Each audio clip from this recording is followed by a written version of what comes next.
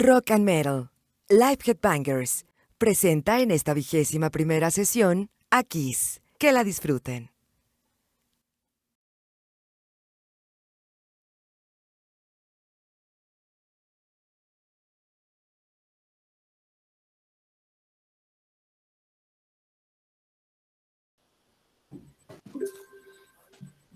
Estimados Headbangers, muy buenas noches. Bienvenidos al programa 21, 21º programa. Y vamos a, pues todos son de manteles largos, todos son bandas que nos gustan y disfrutamos mucho hacer estas charlas y grabarlas. El día de hoy voy a hacer un brindis especial y aquí tengo una cerveza. Es un programa dedicado a mis hijos, a Carlos, a Ricky y a Regina, porque es una banda que cuando yo la vi, me propuse y tuve el sueño de llevar a los tres algún día a ver a esta banda, que es la banda que tiene el show más grande del planeta. Es una banda muy amada y muy odiada también por muchos, y vamos a hablar sobre la extraordinaria banda Kiss. Bienvenidos, Alex, bienvenido.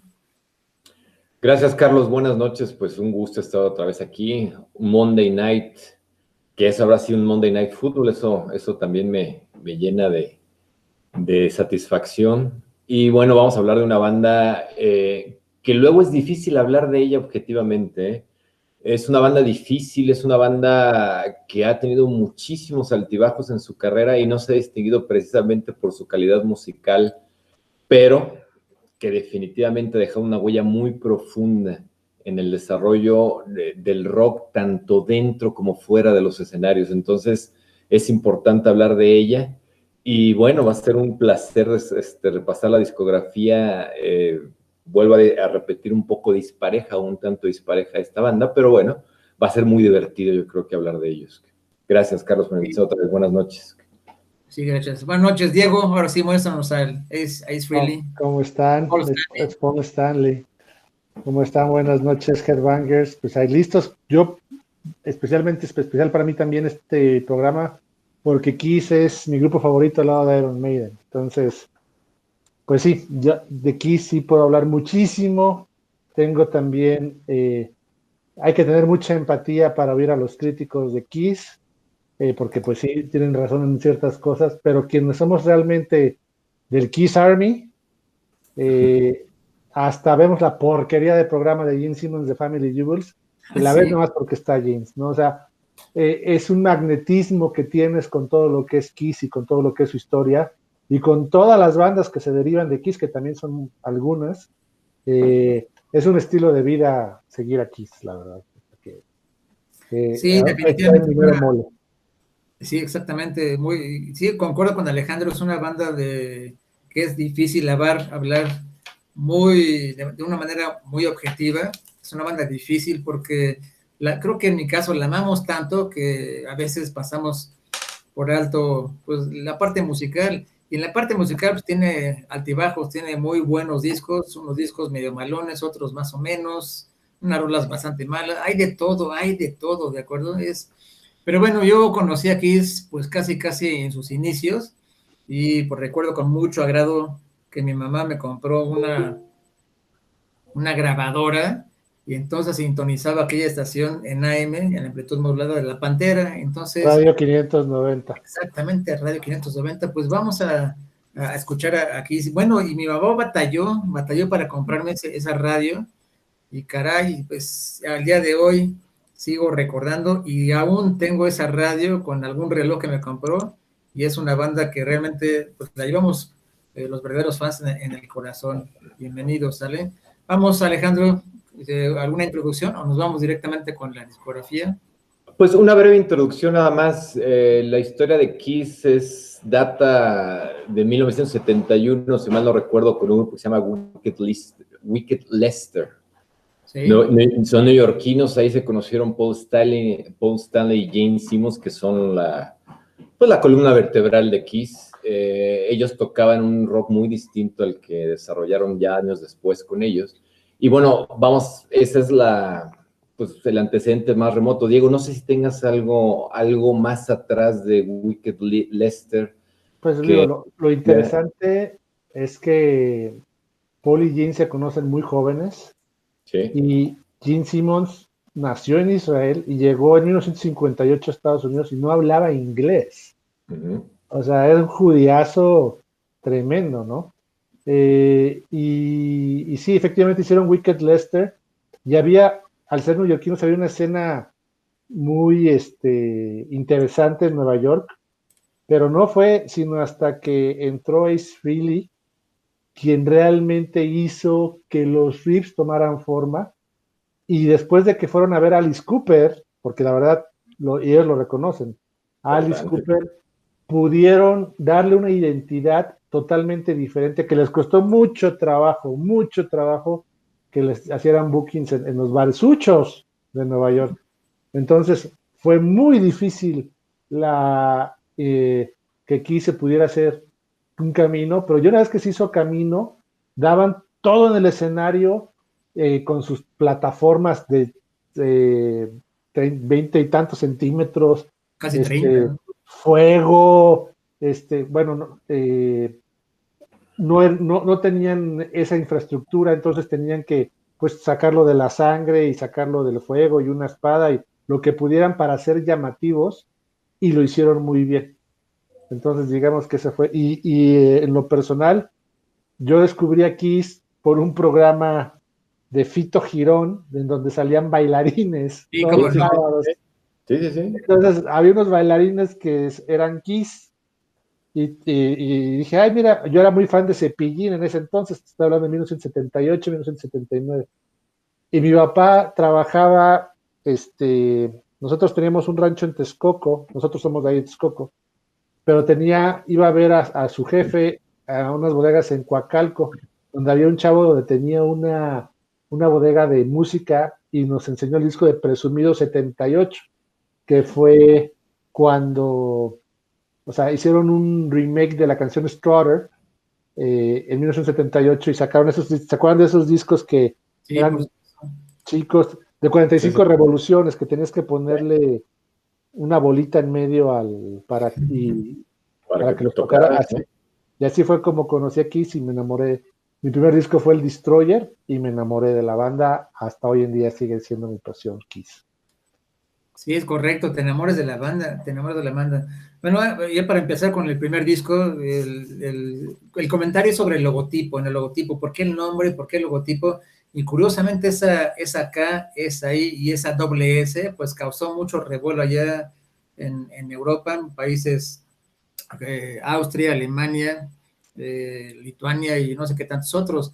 La doble S, que parece como el servicio secreto alemán y hace alusión a los nazis, pues bueno, y siendo Gene Simmons de origen israelita, el judío le preguntaban y siempre a la fecha lo han negado, pues nosotros es una S nada más, no tiene nada que ver, pero ya ven cómo se tergiversan las noticias y siempre lo tomamos conforme o como nos conviene, como la mayoría los conviene. Entonces el logotipo allá en aquellos países se cambió y se hizo un poco más estilizado, como unas zetas al revés. Y bueno, quedó padre. Y el famoso significado, bueno, un real significado de qué significa Kiss, pues simplemente es un simple beso, pero ya saben, Kings in Satan Service, Kids in Satan Service, Knights in Satan Service, y bueno. Que esto se lo puso la iglesia cristiana de Estados Unidos. Sí, el Cuando revuelo que causó. el Midwest, sí, era El muy... revuelo que causó el estar pintados. Y bueno, retomo y aclaro lo que alguna vez en otra charla ya habíamos platicado, no fueron los primeros en maquillarse, ni él, ni Alice Cooper, ni varios. La idea original, y creo que fue el primero, fue Arthur Brown, allá a finales de principios de los 70. Pero bueno, empecemos. El primer disco, ya creo que se aventaron dos de un jalón, dos por uno, y estamos hablando del año 1974, Alejandro. Bueno, aquí la discografía de Kiss, yo la divido en dos partes. Todo lo que hicieron con Casablanca Records y todo lo demás. Y dentro de todo lo demás hay prácticamente de todo. Cosas muy buenas, cosas infumables, cosas regulares, cosas que debieron no haber hecho nunca, pero bueno. La época con Casablanca Records es la mejor época de Kiss por mucho.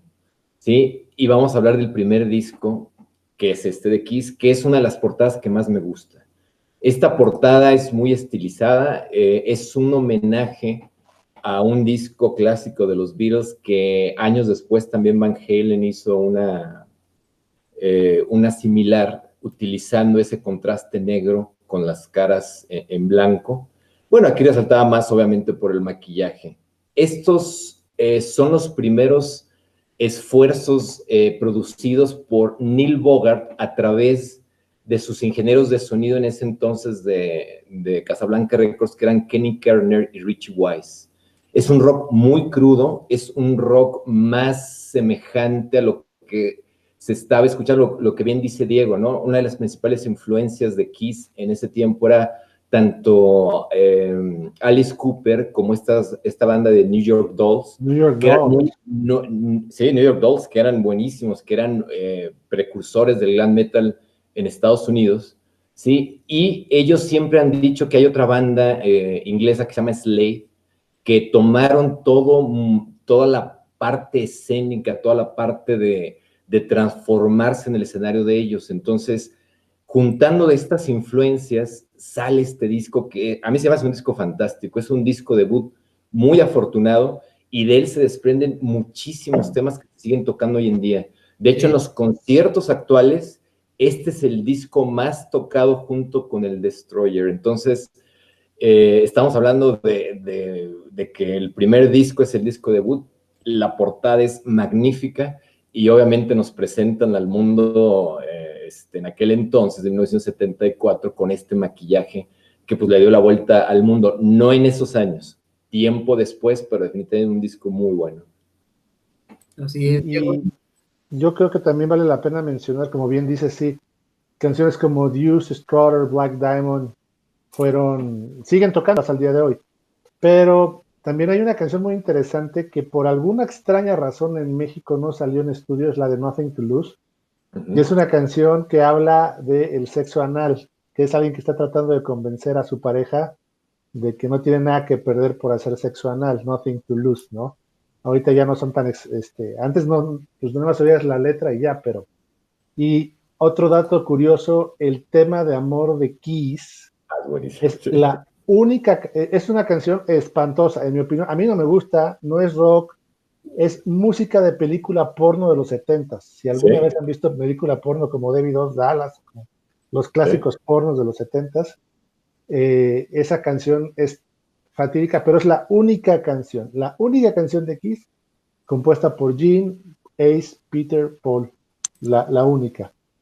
Y también ahí todavía Ace Frehley no se animaba a cantar. Peter Criss era cantante. Peter Criss en Nothing to Lose canta, en Black Diamond canta, en el Horror and Hell también canta. Sí. Y pues, la única, y Ace empieza a componer de una canción muy buena, muy famosa, Cold Gin, ¿no? Sí. Ginebra fría. Sí, es una. También, como muchísimas bandas, las traducciones en México, yo no sé quién las hacía y por qué las hacía, pero, o sea, sí, Dios, sí. Diablo, Dios mío, ¿no? O sea, en fin, bueno, es un tema que podemos discutir mucho, quién diablos hacía las traducciones al español de los títulos, pero sí vale mucho la pena ese disco, a mí me gusta mucho. Producción pobre, pero buena para la época, y Kiss con esto no saltó al estrellato, ni con el segundo ni con el tercero. Pero ya cuando lleguemos a la live hablaremos de eso. Exactamente, ese disco esa canción instrumental precisamente, Love Theme from Kiss, amor, el tema de amor de Kiss. Espantoso. Vaya, en la época, la censura, las traducciones, es como para cerrar los ojos. Inmediatamente ubico a mi maestra amada, Silvia Cristel, y siempre ubico esa escena donde están haciendo el amor, ella en la rocola, y el otro, el chavo, pues ahí teniendo sexo con ella. Es una escena formidable, no es pornográfica, es muy erótica, pero bueno, ¿cómo fregados metieron esta canción aquí? Y bueno, y cuando llegó este disco, ¿qué es esto? ¿No? Ahí en la escuela lo circulamos, quedé impresionado, entonces llegué a la casa, puse el lado B para variar, Y hoy por hoy, desde 1974, para mí la mejor canción, la que más disfruto, la que más he gozado es, obviamente, la de Black Diamond. Es Rolón. Pero bueno, Sí. excelente disco. El siguiente, vámonos al siguiente, Alejandro, mismo año, el Hotter Than Hell. Mismo año, misma producción, Casablanca Records. Y bueno, ahorita que están hablando de ese tema de amor de Kiss, la discografía de Kiss está llena de rarezas. De hecho, ellos son raros de entrada por presentarse así, por ser tan extrovertidos en el escenario, sí. Pero es parte de su encanto, esas extrañezas, esas pequeñas peculiaridades los han hecho ser lo que son. Y bueno, y lo han explotado de una manera muy, muy inteligente y muy productiva. Le costó mucho trabajo aquí a llegar a ser lo que son ahorita. Y todo fue a base de decisiones y sobre todo de asociarse con gente que creyó en ellos desde el principio, porque hay una anécdota que antes de que los firmaran Casablanca querían que no se maquillaran, querían, ¿sabes qué? Sí los firmamos, pero el maquillaje se va. Bueno. Y ahí es donde entra uno de sus principales mecenas, que es su primer manager, que es Bill Aukion, o no sé cómo se pronuncia eso, que es el que le dijo no, ellos se quedan siempre y cuando conserven su esencia con el maquillaje y no se van a ir, y lucharon hasta el último para que saliera la primera portada así. Mismo año, misma producción, Neil Bogart con Kenny Kerner y Richie Wise, hacen un disco muy similar, no se me hace tan bueno como el primero, pero definitivamente es un rock crudo como el que se hacía en esos años. Y bueno, estos dos discos llegan a venderse bien, pero no al grado de que pudieran en ese entonces empezar a salir de gira de manera importante. ¿Sí? Fueron discos muy sufridos en cuanto a la producción, en cuanto batallaron muchísimo para las portadas, y esta portada es una de las primeras que hacen, haciendo referencias al arte japonés. Ellos se quedan encantados con el arte japonés y de hecho recuerdan sus giras por Japón como una de las que más les gustaba hacer porque estaban fascinados con esa cultura. Y también para poner otra cosa, también Paul Stanley es judío, él viene de madre judía, de hecho su mamá viene de una familia judía que tuvo que huir de Alemania, si mal no recuerdo, o de Holanda, para establecerse en Estados Unidos por la Segunda Guerra Mundial. Entonces, tanto Paul Stanley como Gene Simmons son de origen judío. Y volviendo a este disco, buen disco, definitivamente de los clásicos de Kiss. Ahí la contribución de Ace Frehley es muy buena con la canción de Parasite, que luego Anthrax hizo un cover estupendo, te lo recomiendo mucho el cover de... Pero hay una canción que me encanta que es Going Blind, que si tú oyes la letra es una barrabasada, ¿no? De un señor de 96 años enamorándose de una niña de 16, ¿no? Sí, o sea, ahí le rompió la madre al 40-20 de José José, pero por mucho. Pero es una balada excelente que luego tocan en su disco acústico, y ya empezaba, por ejemplo, la de Let Me Go, Rock and Roll, es de las canciones ya que empieza a marcar el estilo cuando Kiss empieza a prenderse en el escenario, ¿no? Así de blusero, rock and rollero, ponchado, fuerte, muy, muy buena rola. Y canciones místicas, ahí está la de Watching You, ¿no?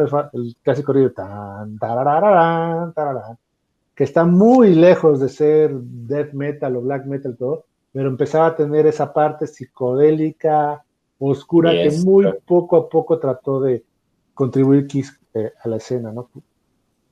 Sí, esa canción de Got to Choose, de la letra, haciendo alusión al 40 y 20, pues hay una Going Blind. Hay una, bueno, para qué nos metemos en cuestiones de pornografía y erotismo y bueno, etcétera. Es que el disco está bastante enfermito, desde la sesión de fotos también dicen que acabó en orgía y bueno. Sí, es que vaya, como hace rato comenté sobre Silvia Cristel, y hay algunos textos de Bukowski alusivos a algunos temas. Vaya, es que vuelvo a lo mismo, si no tienes un background literario, cuando estás escuchando ciertas canciones o ciertas letras, entonces ubicas de inmediato de una manera, si no ves el video, tú haces el video en tu mente, entonces pienso en Silvia Cristel y luego pienso en las películas que ya sobre Bukowski y sus obras, y pienso en la obra de Mil eyaculaciones precoces, y luego pienso en La mujer más bella del pueblo, y luego pienso en la de Un affair muy corto, y vaya, es una locura total. Creo que Kiss es una de las bandas más completas en cuanto a ese tipo de imaginación, porque si tú los ves en escena, los ves ahí tocando en vivo, es otro boleto, pero si no los ves en vivo, tú fabricas totalmente una maravilla y maravillosas historias, y a veces hasta prohibidas, ¿no? Pero bueno, vamos al siguiente, ya avanzamos y vamos al año de 1975. Se visten algo ya elegantes, creo que se vayan y se ponen trajecitos. Alejandro. Zapato blanco, unos ecos espantosos. Sí, bueno, se llama Dress to Kill. De hecho, es una de las portadas que también más me gusta por el concepto de Kiss. Sí, muy bueno. De hecho, yo me he disfrazado en 2 Halloweens usando este concepto, una vez de Paul Stanley, otra vez de Gene Simmons, tomando como referencia esta portada, porque me gusta mucho hasta las poses que tienen ahí en ese disco. Producido también por Neil Bogart para Casablanca, y este tiene una historia muy particular. Los primeros 3 discos de Kiss y algunas malas decisiones de la disquera de Casablanca los llevan casi a la bancarrota. Kiss, por sus primeros 3 discos de estudio, cobró apenas $15,000 en regalías, lo cual les hace tener ciertas tensiones con su disquera. Esto les provoca que busquen otras disqueras, pero otra vez entra la voz, esa voz de la conciencia de su manager que les dice, ¿sabes qué? Déjame hablar con ellos para ver qué nos proponen, ¿sí? Llega Neil Bogart y les dice, ¿sabes qué? Sí nos gusta Kiss como acto, pero ellos son mucho más populares en sus actos en vivo, porque una de las cosas que se quejaban es de que la gente que iba a los conciertos de Kiss no compraba sus discos de estudio, ¿sí? Entonces dice, vamos a hacer algo para mostrar la energía de Kiss en vivo. Entonces les proponen hacer un disco en vivo de una gira que no pudo financiar Casablanca Records y que salió del dinero del manager, que dice que en aquel entonces le costó cerca de $30,000 de su dinero para promocionar ese disco y que se grabara un disco en vivo, ¿sí? Entonces, este disco de Dress to Kill es importante por el disco y por la gira en vivo, porque de ahí se desprende el Alive, que es uno de los mejores discos en vivo en su momento. Que es importante hablar de él porque fue el disco que les ganó el primer gran reconocimiento y su primer gran venta de discos, ¿sí? Ellos vendieron más discos por que los 3 anteriores, y por primera vez llegan las certificaciones, los lugares en las listas de popularidad, y una parte muy importante, que el desenvolvimiento escénico. Ya lo dijo Diego, uno de los principales actos es Gene Simmons. Gene Simmons le daba el punch en los conciertos de Kiss, escupiendo fuego, escupiendo sangre, haciendo de sus actos en vivo algo espectacular. Tan es así que muchas bandas tenían miedo de abrir o de que les abriera Kiss en su momento, entre ellas Black Sabbath, lo declaró una vez, porque decían que eran tan espectaculares que podrían robarles el show a los estelares. O sea, era un momento en que Kiss era una de las bandas más espectaculares, y en este disco lo capturan. Muchas leyendas alrededor de este disco, porque dijeron que se grabó totalmente en vivo. Ya se sabe que no fue cierto, que hubo grabaciones de estudio, que inclusive las grabaciones originales están de muy mala calidad, y ahí es donde entra otro gran personaje en su historia, que es el señor Eddie Kramer, que fue el que les produjo este disco en vivo y que fue el que hizo toda la mezcla en estudio para poder hacer este disco, el Alive, que todos recordamos. Un discazo. Lo que es Dress to Kill se tiene que complementar con este disco de en vivo, que es un gran disco de Kiss. Yo creo que uno de sus mejores. Sí, exactamente. Yo me inclino por el 2, ¿eh? Yo le pongo el 2, el 1 y el 3. Sí, aunque como bien dice Alex, esto fue la gira del Dress to Kill, y dijeron, bueno, vamos a mostrar al mundo lo que es Kiss, que es es un grupo visual, es un grupo, sí, que a ese grupo no entra el amor por los oídos, sino por la vista. Esa es la realidad. Y por eso el mercado de Kiss, fueron muchos niños que empezaron a escuchar Kiss en los años 70, a mediados finales de los 70, y que fueron creciendo con ellos. El disco Alive se me hace un disco extraordinario porque siente un precedente, porque muchos grupos se inspiran en el Alive Kiss. Fue realmente cuando se da a conocer, y muchos de los grandes conciertos que vemos hoy en día, en buena medida, están inspirados en lo que hacía Kiss, la pirotecnia, el fuego, los alambres voladores, batería hidráulica que se elevaba, mucho humo, al final rompía una guitarra, Firehouse con la sirena, le daba esa caracterización de disco, en qué consiste una banda de rock, y más como Kiss, y cambió la historia del metal. Entonces, digan lo que digan muchos de que Kiss, que si no es un grupo chafa, quién sabe qué, que comercial, que sobrevalorado, mangos, porque gracias al Kiss Alive existe en el metal esas superproducciones que hoy en día son necesarias para un buen festival. O sea, Sí, no hay ningún grupo que digas es de primera línea, que no tenga super efectos, que te llene estadios, y que hasta Deep Purple, ¿no? Y bandas que son más progresivas tienen que tener algo de escenografía para hacerlo importante, para hacerlo visual el show.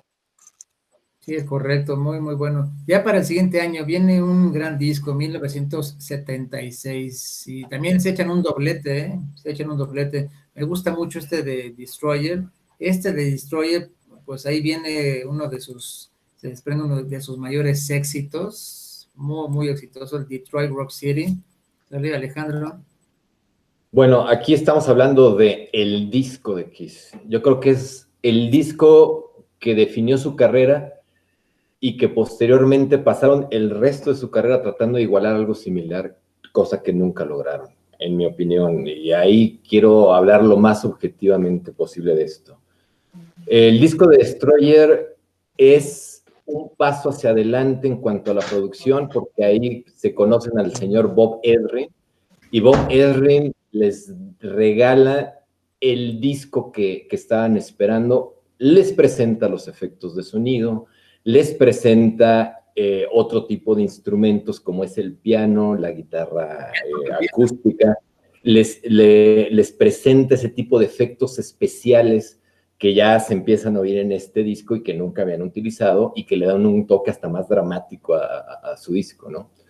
Aquí hay que aclarar, Bob Ezrin ya tenía mucha experiencia haciendo discos en el heavy metal. Todavía no trabajaba con Pink Floyd, pero ya había trabajado con Alice Cooper produciendo sus discos más famosos, como es el Love Me to Death, el de Killers, el de Billion Dollar Babies, el de Schools Out, y un disco importantísimo que yo creo que fue el que marcó cómo Destroyer se hizo, que fue el Berlín de 1974 de Lou Reed.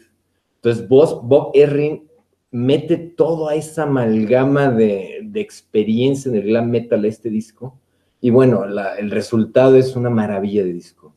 Las composiciones son, obviamente Ezrin también se mete en la parte de ayudarles a componer de la música, las letras son un poco más maduras, más alejadas de los primeros discos, y de ahí se desprende el disco más interpretado en su show, ¿no?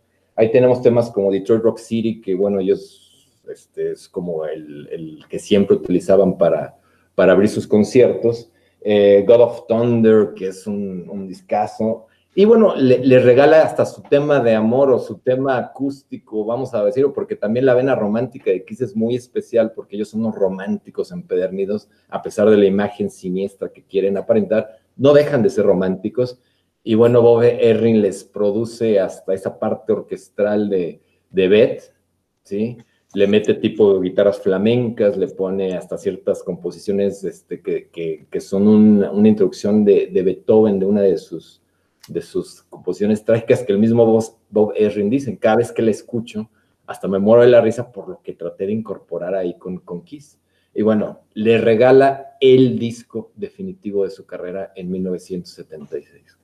Y que su primer sencillo que llega al top 40 fue una chiripada, porque Beth era el lado B antiguamente sacaba el sencillo, sacaba el long play y discos chiquitos sencillos. En Estados Unidos se consumían muchísimo. En México también hubo intentos. Entonces estaba el de Detroit Rock City y el lado B era Beth. Y sorpresa, todas las radiodifusoras a nivel nacional empezaron a tocar y llegó a los primeros lugares y fue su primer éxito de Kiss, una canción que nada que ver con la banda. Ahí empezaban los disparates que surgía de Beth y que originalmente se iba a llamar Beck, porque era la novia de Peter Criss, o más bien de Stan Penridge, ¿no? De Stan Penridge, que fue el que la escribió. Y dijeron, pues no, suena mejor Beth, y así se quedó, que es el diminutivo de Elizabeth. Entonces, sí, también un discazo, Detroit Rock City, God of Thunder. God of Thunder, que es la canción mejor aceptada por la comunidad heavy metalera en el mundo, porque a muchos metaleros no les entra Calling Dr. Love o canciones de Kiss, mucho menos la tapa disco, pero God of Thunder sí logran concentrar ese elemento de maldad, de ira. Es la canción más satánica de Kiss, por ponerlo de alguna manera, y por eso, inclusive el mismo Rob Zombie hizo un refrito de God of Thunder, y le han convertido mucho, inclusive estilo death metal, estilo black metal, estilo doom metal, porque sí, es una canción épica, y es en la que Gene Simmons mayoritariamente saca sangre, ¿no? Sí, es un discazo, bien lo dice Alejandro, es el disco de Kiss. Destroyer, bueno, Detroit Rock City, y cada vez que vamos a un concierto es Mexico Rock City. Cuando los vi en Canadá en la gira de la despedida, que fue la última gira con la alineación original, pues ahí fue Hamilton Rock City, bueno, donde se presenten es Rock City. Pero esta de Beth, de Elizabeth, pues me cae como anillo al dedo, dirían las malas lenguas, anillo al dedo, donde la esposa o la novia le habla al rockero y, oye, aquí llegas a la casa, pues aguántame, estoy con mis cuates y es más, me voy a echar otros tragos. Entonces, pues ya saben a quién va a dedicar esto, porque de veras, cómo le he sufrido con las ex esposas, porque no me dejan de ustedes, carajo. Es una pinche lata de que estoy con mis amigos, déjenme un trago más, otro trago, y están ahí, ver, y aquí las viene, se aguanta. ¿Sabes? Después, para todo el tiempo, y todos necesitamos cierta individualidad. Es un discazo, entonces me atrapó desde la parte emocional, la parte subjetiva, y luego la de Rock and Roll Party también, Do You Love Me, bueno, Detroit Rock City. Ya más al rato, al final, platicamos sobre esa película homónima, esa canción, que es mi autobiografía en la secundaria, así, directo, al 100%, la veo y me reflejo ahí. Pero bueno, vamos al siguiente. Te guacareabas en los baños, en los tables. Es un gran peliculón, amo esa película. Obviamente. Oye, nada más un dato de Beth. Fíjate que Eric Carr sacó una versión muy padre, él cantando Beth en el disco Smashes, Trashes and Hits. Sí. Porque la gente pedía a gritos Beth, y cuando salió Peter la dejaron de tocar mucho tiempo, entonces y Eric Carr cantaba muy bien, no solo tocaba padrísimo, cantaba muy bien, pero bueno, luego hablaremos de Eric Carr cuando hablemos del Yellow. Sí, ese dato de Beth es interesante. Escuchen esa versión con Eric Carr, es buenísimo. La segunda, el segundo disco de ese año, Alejandro, el Rock and Roll Over. Bueno, aquí sí hay una diferencia entre lo que produce Bob Ezrin y lo que ya produce Eddie Kramer, porque él les produce sus siguientes dos discos, el Rock and Roll Over y el Love Gun. Eddie Kramer vuelve más a un sonido más básico en Kiss, no lo adorna tanto como Bob Ezrin, pero Rock and Roll Over les regala, yo creo que uno de sus himnos pues, más grandes que tienen. Y bueno, la portada a mí se me hace medio malita. Para las portadas que nos habían regalado, yo creo que de esa época es la que menos me gusta, la setentera. Pero bueno, un disco que funciona y funciona bien. Después del éxito que tuvieron tanto Destroyer como el Alive, este disco vino a redondear esa parte de popularidad que tenía Kiss.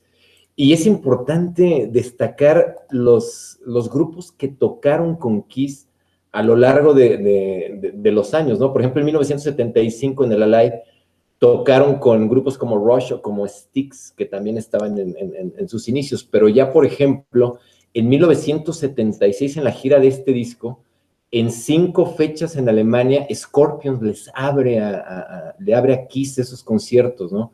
Y Bob Seger and the Silver Bullet Band les abre la segunda parte del concierto, porque ya no fue con esto, sino fue con la parte de Destroyer y Rock and Roll Over. Pero bueno, Scorpions empieza también a tocar con ellos, y si te vas a la lista de todos los que tocaron con Kiss como teloneros, o Kiss que tocó con ellos, bueno, te encuentras a cantidad de grupos de todos estilos, colores y sabores, ¿no? Inclusive hasta en México, ¿no? En México los actos que abrían o las bandas que le abrían a Kiss, bueno, decías, ¿qué onda con las bandas? Porque llegó a abrir desde Moderato hasta Rammstein, ¿no? Entonces decías... Las Víctimas del Doctor Cerebro fue el primero. Del 94, pero bueno. Pero también Pantera, y ese fue un conciertazo. Pantera, claro. Sí, pero bueno, Rock and Roll Over. ¿Pero cuál es el himno que dices tú? ¿Hard Luck Woman? No, Dr. Love. Se nos desconectó. Bueno, en lo que nos dice, se conecta Alejandro, nos dice el disco. Yo creo que fue un poco sacado al vapor por la necesidad que tenía Casablanca de sacar discos tan rápido, ¿no? Entonces, sí, llega a ser menos sofisticada la portada, llega a ser menos sofisticado el sonido, y bueno, y tienen que empalmar las giras, pero todo es por vender, y Kiss estaba creciendo en todos los aspectos. Los aspectos, y ya estaba empezando a romper récords de audiencia, récords que habían dejado los Beatles, y estaba alzando la mano por Estados Unidos. No existía Motley, no existía Rat, Van Halen apenas empezaba, es más incipiente, estaba lejos. Realmente Kiss era el acto, y por eso le llamaban The Hardest Band in the World. Exactamente. Para el siguiente año, Diego, viene otro disco, el Love Gone. Pero como bien dices, justamente en esta época, justamente en estos años de la década de los 70, ya estamos en el 77, entonces, y me acuerdo perfectamente, mi papá trabajaba en el Excelsior, entonces siempre, hasta esta fecha y hasta el 80, 82 más o menos, si recuerdan, pues ubicábamos aquí a los 4 muñecos pintados, a los 4 personajes maquillados, a las 4 caricaturas, y veíamos, y yo conseguía por parte de mi papá, pues, algún artículo, alguna revista, el contacto con Notimex y otras agencias periodísticas, pues algún recorte, ¿no? Y algunos los guardo, algún recorte de Gene Simmons, algún recorte de Ace Frehley o de Paul Stanley, de Peter Criss, y los guardamos, pero siempre estuvo la anécdota, bueno, y esos rostros. Pero entonces ahí, en este año y en el siguiente disco, Alejandro, el Love Gone, sigue y se incrementa de una manera exorbitante la venta, y ya ahí como que se nivelan entre la música y los souvenirs. Vamos al Love Gone de 1977, Alejandro. Perdón. Alex está en mute. Pero bueno. ¿Me escuchan? Porque perdí la conexión. ¿Sí me escuchan? Sí. Ok. Que ya estamos en Love Gone. Sí. Ok, bueno, disco de 1977. El artista gráfico que les hizo esta portada se llama Ken Kelly, que él hizo también la portada de Destroyer. Yo creo que estas dos portadas, bueno, son clásicas de Kiss, de sus mejores portadas también, una de las que más me gustan. Y bueno, Love Gone, si se fijan la pose que tiene Gene Simmons, aparece el símbolo de los cuernos, que Gene Simmons siempre entró en la disputa con Dio de que él introdujo al mundo del metal o al mundo del rock pesado esa simbología, ¿sí? Cosa que Dio, pues, la desmintió de alguna vez, no le dio mayor importancia, porque él decía, Gene Simmons se cree inventor de todo lo que ha hecho lo que se ha hecho en el metal, Y simplemente lo sacaba como una anécdota más. Love Gun es uno de los discos que define mucho el estilo de Kiss. Kiss, vuelvo a repetir, tiene una vena romántica que han explotado muy bien, pero también sus canciones están cargadas de un erotismo y de una sexualidad que, bueno, hasta en la misma portada se nota, ¿no? Aquí están las fanáticas o las roadies de Kiss pintadas de una manera muy erótica, y bueno, es parte de la imagen que también se trata de proyectar, que ellos eran unos Casanovas insufribles y que bueno, que caían muertas las mujeres a través de sus canciones y a través de su imagen. Entonces, Love Gun, un muy buen disco. Yo insisto, la época setentera con Casablanca Records es la mejor época de Kiss. A mí me hubiera gustado mucho ir a un concierto de Kiss en vivo en los 70, porque yo creo que es la imagen, es la esencia del Kiss más genuino, más expresivo que se tiene. Yo creo que el Kiss que ya se comercializó está muy lejos de esas épocas en muchos aspectos, pero no deja de tener esa esencia. Pero ese Kiss setentero es buenísimo en muchos aspectos. Era la banda número 1 y más grande del rock en América, sin lugar a dudas, ¿no? Por más que estuviera Black Sabbath con todo, por más que estuviera Deep Purple y Whitesnake. En Estados Unidos no había algo más grande. Los Reyes. Y empieza la comercialización, había cómics, que hizo Marvel, había pueblos enteros que se pintaban de Kiss, que hasta el gobernador. Fue la Kissmanía, todo, empezó el Kiss Army. Aquí en México hay que señalar que hay una revista de un señor de aquí de Satélite que se llama Conecte, y que realmente el principal grupo que cubría era Kiss, y por lo que vendía era Kiss, y porque Kiss siempre vendió mucho. O sea, al ver a los 4 imágenes de Kiss, siempre vende mucho a mucho tipo de audiencia. Y también hicieron hasta su cómic mexicano, que se llamaba Cheese, que era una derivación de un cómic que se llama Simón Simonazo. Ahí tengo déjate comparto de una vez, ya que estamos en este tema, comparto esa portada. Y antes de continuar, es que es fabulosa la historia de Kiss. Ahorita que comentas sobre esa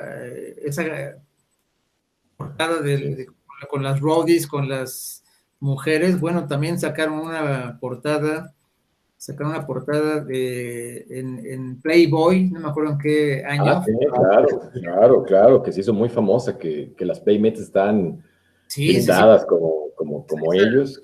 Vale, ahora esa revista está dentro de mi colección de Playboy, muy buena revista, muy buen ejemplar, ¿no? Ahí está lo de Simón Simonazo, los Cheese. Entonces, para variar esta revista, pues censurada, allá por los 79, 80, censurada, el primer ejemplar, creo que fueron como 500 y tantos números, 500 números, algo así, el primer ejemplar, el número 1, tiene un valor de 3,000 pesos, y por ahí dicen que la colección completa está valuada más o menos cerca de los 100,000 pesos, y ya estaba a la altura, en aquella época la familia Burrón, Memín Pinguín, y ahora sí que el lado oscuro, el lado B, pues estaba esta revista del Simón Simonazo, ¿no? Como ven, pero bueno. Pero fíjate que cuidaron la parte del maquillaje para no tener problemas legales, porque... esa es otra. Bueno, luego hablaremos de Kiss y la comercialización, porque hasta el King Diamond le sufrió con el maquillaje. Sí, no. Cuando se volvieron comerciales es otra historia, ¿eh? Sí. Cuando se volvieron empresarios, más bien, es otra historia. Y aquí, otro tema de Love Gun, señalar que por fin se anima a cantar Face Free. Sí, y ahí empieza a despegar y empieza un celo profesional enfermo, sobre todo de Gene Simmons, pero también de Paul Stanley, al ver que Ace Frehley, que siempre lo vieron como su empleado, empezaba a destacar. Pero bueno, la gira de este Love Gun creó uno de los discos para mí. A mí si me dicen se va a acabar el mundo y te vas a salvar y te vas a llevar 2 discos, yo escojo 2. El Life After Death de Iron Maiden y el Alive 2 de Kiss. Esos son mis 2 discos de siempre favoritos que yo de toda mi vida, ¿no? Entonces, pero bueno, si quieren... Que ahí se desprende el Alive 2 de esa gira. De esa gira. 20 temas, de los cuales el lado B del segundo disco son canciones de estudio con algunos covers que están haciendo, y curiosamente ahí Ace Frehley no toca la guitarra. De hecho, en el disco de Destroyer, Bob Ezrin una vez declaró que 2 de los temas Ace Frehley no toca la guitarra. Ya había por ahí lo que tú dices es celo profesional, entonces por ahí Gene Simmons y Paul Stanley ya trataban de manejar todo lo que sucedía alrededor de Kiss, y por ahí querían delegar un poquito, querían relegar más bien tanto a Peter Criss como a Ace Frehley, porque también hay que reconocerlo, dentro del ámbito musical, el mejor músico, el músico, vamos a decirle, que más destacaba por sus habilidades musicales era Ace Frehley. Ni Gene Simmons, ni el Paul Stanley, ni el mismo Peter Criss se caracterizaban por ser unos diestros de su instrumento, lo cual nunca importó porque encajaban muy bien en su concepto. Sí, al día de hoy Ace Frehley se la lleva, ¿eh? Al día de hoy Ace Frehley es creo que el mejor músico de la banda. Este disco, y coincido con Diego, es uno de los mejores álbumes en vivo, y es una obra de arte, es una obra majestuosa, tanto en lo musical, en la impresión del acetato, el cartón, vaya, y bueno, cuando me fui a ver a Judas Priest, allá al Irvine Meadows en Los Ángeles, pues me fui solo, entonces me encontré a un vecino y andaba buscando a ver quién me acompañaba, y a un vecino del amigo con que me fui a hospedar. Total que me estuve como una noche de indigente, pero antes le dije a un amigo, oye, pues vamos al concierto, a ti que te gusta el rock. Me dice, no, es que no me gusta mucho el rock. ¿Cómo que no te gusta el rock? Eso es muy raro. Vamos a ver a Judas Priest. Y me dijo, no, pero oye, ¿en serio te gusta el rock? Porque mi mamá dice que es música satánica, y es más, me acaba de tirar este disco y está en la basura. Y fuimos al bote de basura, así como se los estoy contando, fuimos al bote de basura y sacó de ahí casi nuevo el disco, porque ese viaje lo hice en 1979, casi nuevo este disco, el de Kiss Alive 2, de la basura, lo saqué de la basura. Entonces de ahí, ¿cómo que lo vas a hacer? Me lo quedo y al día de hoy lo tengo muy bien cuidado, y es una obra maestra, increíble que literalmente ese disco lo saqué de la basura, me lo regaló. Obviamente este chavo pues no fue al concierto, me fui solo a ver a Judas Priest, y ya lo demás es historia, ¿sale? Después vamos a continuar al siguiente año. Se dan el lujo de sacar unos discos solistas de 1978, y vienen ahí, ahorita se los paso. ¿Por qué lo sacaron? ¿Por qué lo sacaron? ¿Por qué cada uno de ellos? Ahorita les cuento una anécdota. Alejandro. Una tensión espantosa. Yo creo que lo más rescatable de estos discos son las portadas. Las portadas son extraordinarias. Yo creo que retratan muy bien la personalidad de cada uno. Los discos como tal, yo creo que yo creo que son las portadas extraordinarias que les hace un mismo artista. Se llama, ¿cómo se llama el artista que les hizo? Porque saltó a la fama gracias a esas portadas. Se llama Heraldo Carugati. Sí, les hizo las portadas obviamente con sus colores característicos. Y bueno, yo los he escuchado. El disco de Peter Criss, el de Paul Stanley, están, híjole, pero para no volverlos a escuchar nunca, ¿eh?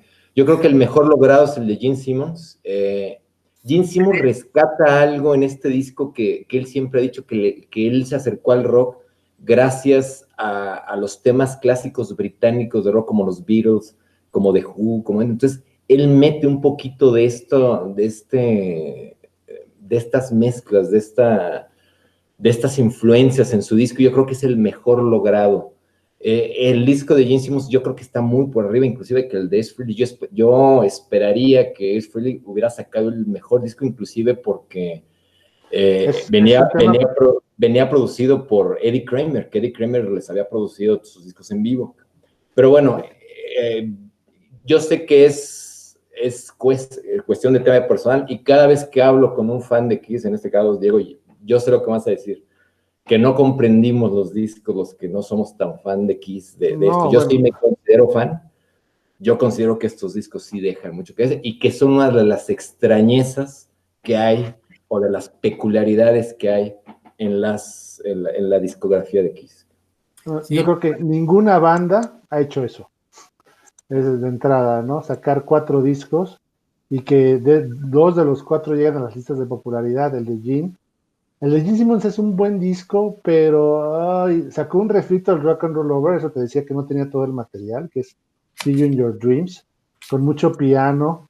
Fue cuando empezó a andar con Cher, entonces el señor ya se está enfocando a una cuestión más glamurosa, más de farándula. Y el disco de Ace Frehley está comprobado que fue el que mejor vendió porque tenía un exitazo que fue New York Group, que para muchos es uno de los himnos de la ciudad de Nueva York, ¿no? Eso iba. Que yo creo que Entonces, salvo este tema, bueno, que es está el... Rip It Out, Speeding Back to My Baby. A mí se me hace un muy buen disco. Es el que más me gusta y mira que mi Kiss favorito era Paul Stanley. Y el de Bryn Simmons sí tiene temas padres como Radioactive o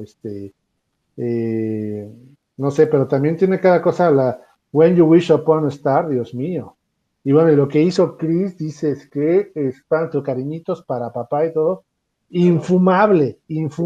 o sea, pero bueno, al final lo tenían que hacer porque ya había mucha tensión en la banda, porque la banda era un contrapeso de Paul y Gene, que eran los sobrios, eran los que cantaban, los que componían, eran eran John Lennon y Paul McCartney, y Ace Frehley y Peter Criss eran rock and roll puro, que eran bien pinches drogos y pedotes, y los metían en cada bronca, como tú dices, en el Live 2 ya ni se presentó a tocar Ace Frehley, lo hizo Bob Kulick, que en paz descanse, excepto en Rocket Ride, que es la canción de Ace. Pero entonces ahí,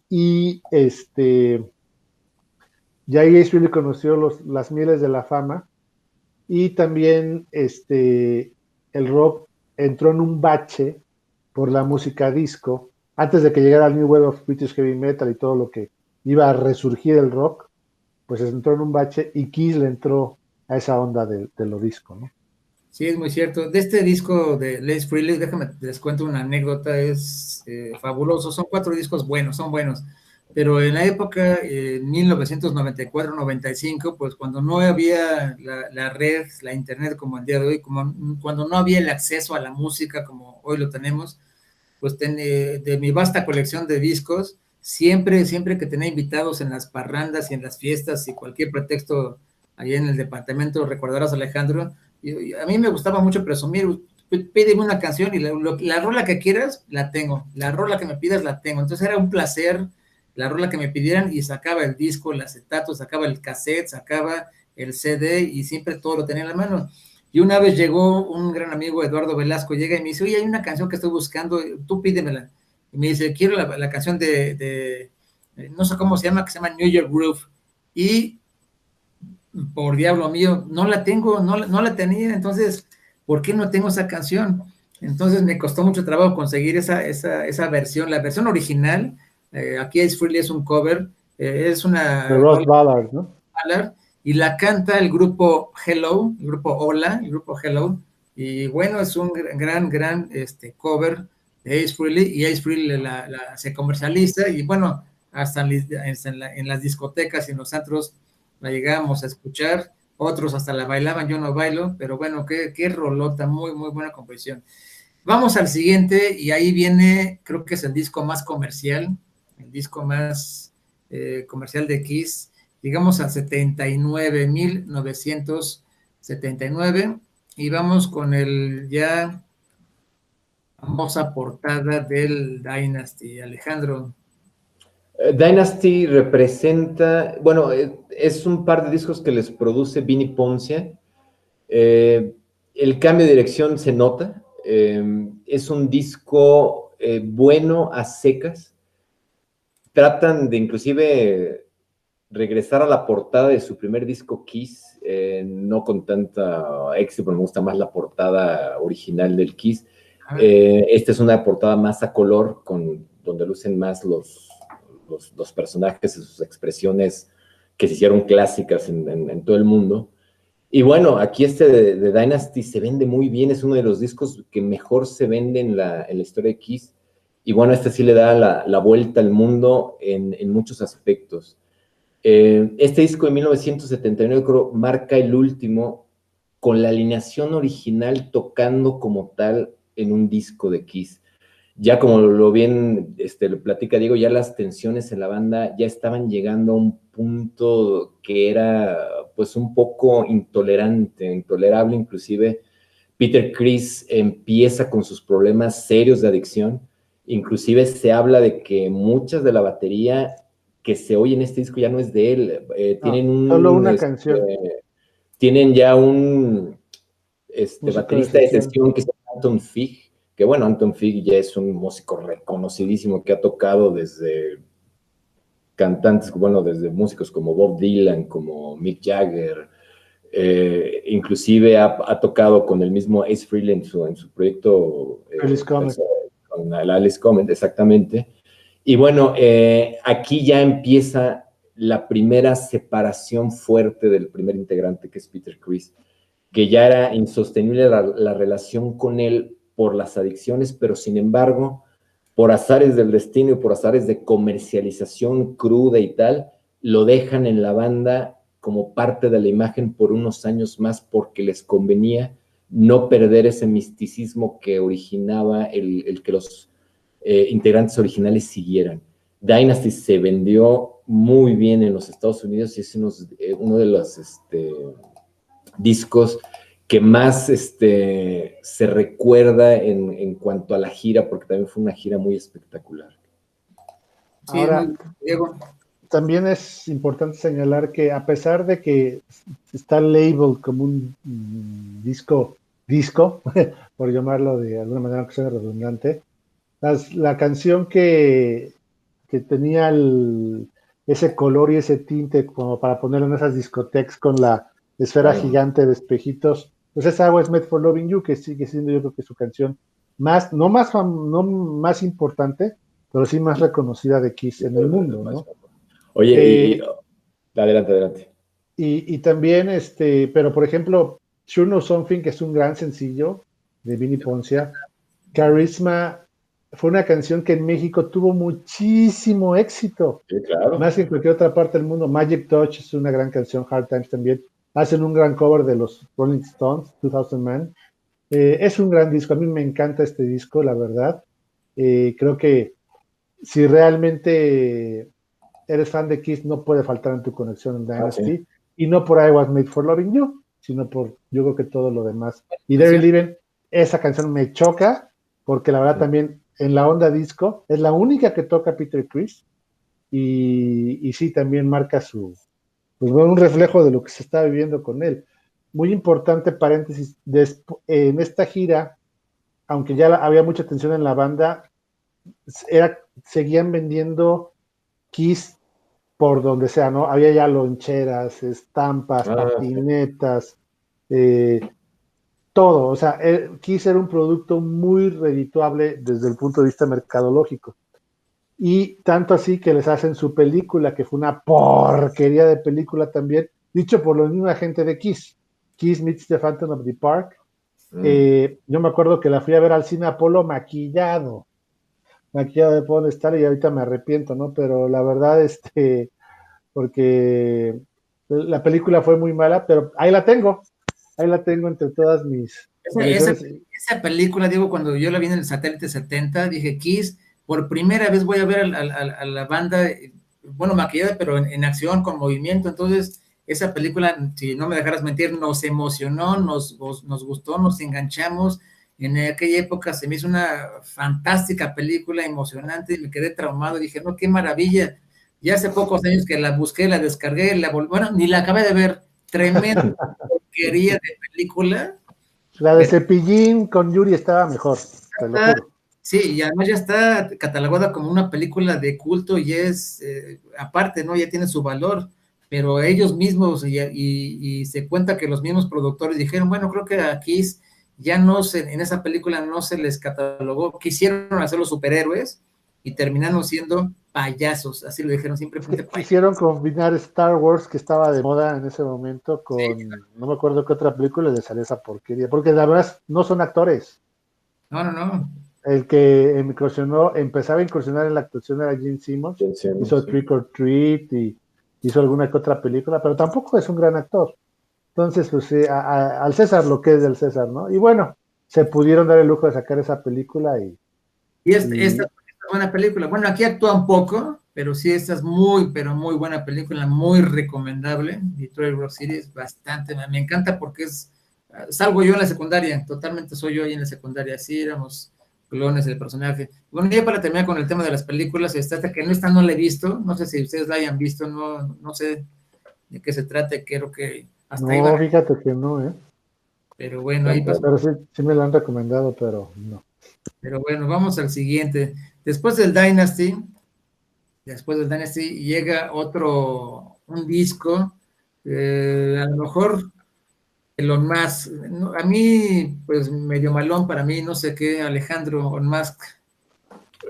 Un disco, dentro de los discos o de los álbumes que sacaron con Casablanca, yo creo que es el más flojo de todos. Sí. Aquí lo que pasó alrededor del disco fue de que había el rumor de que se iban a presentar sin maquillaje, entonces estuvieron explotando esa idea por muchos meses. Entonces ya se tenía los problemas con Peter Criss que ya eran inevitables, él ya no toca inclusive en este disco, creo que es algún tema. Otra vez Anton Field vuelve a hacer la música de la batería, pero sin embargo sigue apareciendo en la publicidad de Kiss porque seguía siendo muy rentable presentarlos como un grupo completo, porque la mercancía de Kiss o todos los productos profesionales de Kiss se seguían vendiendo como parte de un todo, o sea, ya había mucha mercancía que estaba con la imagen de los cuatro y que no podían dejar de venderla porque ya había mucha producción. Entonces, aquí este disco es una de sus primeras fallas y que bueno, tiene algunos temas rescatables, pero en general es un disco que no funciona. Este es el último que les produce Vinnie Poncia y bueno, queda como otra de las rarezas dentro de la discografía de Kiss, que yo lo catalogo así, dentro de su discografía, dentro de Casablanca Records, es el más flojo de todos. Sí, no, a mí sí me gusta ese disco, bueno, tiene temas muy rescatables. Shandy es la canción más importante, así como en México fue Carisma, sí. Shandy en Australia. Sí, Talk to Me, los fans de ya arraigados de Ace Frehley, pues, Talk to Me. Naked City, hay un cover que hace Jorn, extraordinario, escúchenlo de Naked City, es un rolón, la verdad. Y Easy as It Seems, Tomorrow es una muy buena rola. O sea, el disco tiene sus momentos rescatables, efectivamente, para lo que ya venía en bajada Kiss, y es la antesala de cuando se intentaron reinventar con todo lo que es la época que venía de conceptual, liderada por Pink Floyd, The Wall, y pues que no le salió, pero ahorita lo comentamos, pero sí, este disco ya es un declive y ya Peter Criss ya no toca, sencillamente ya no toca.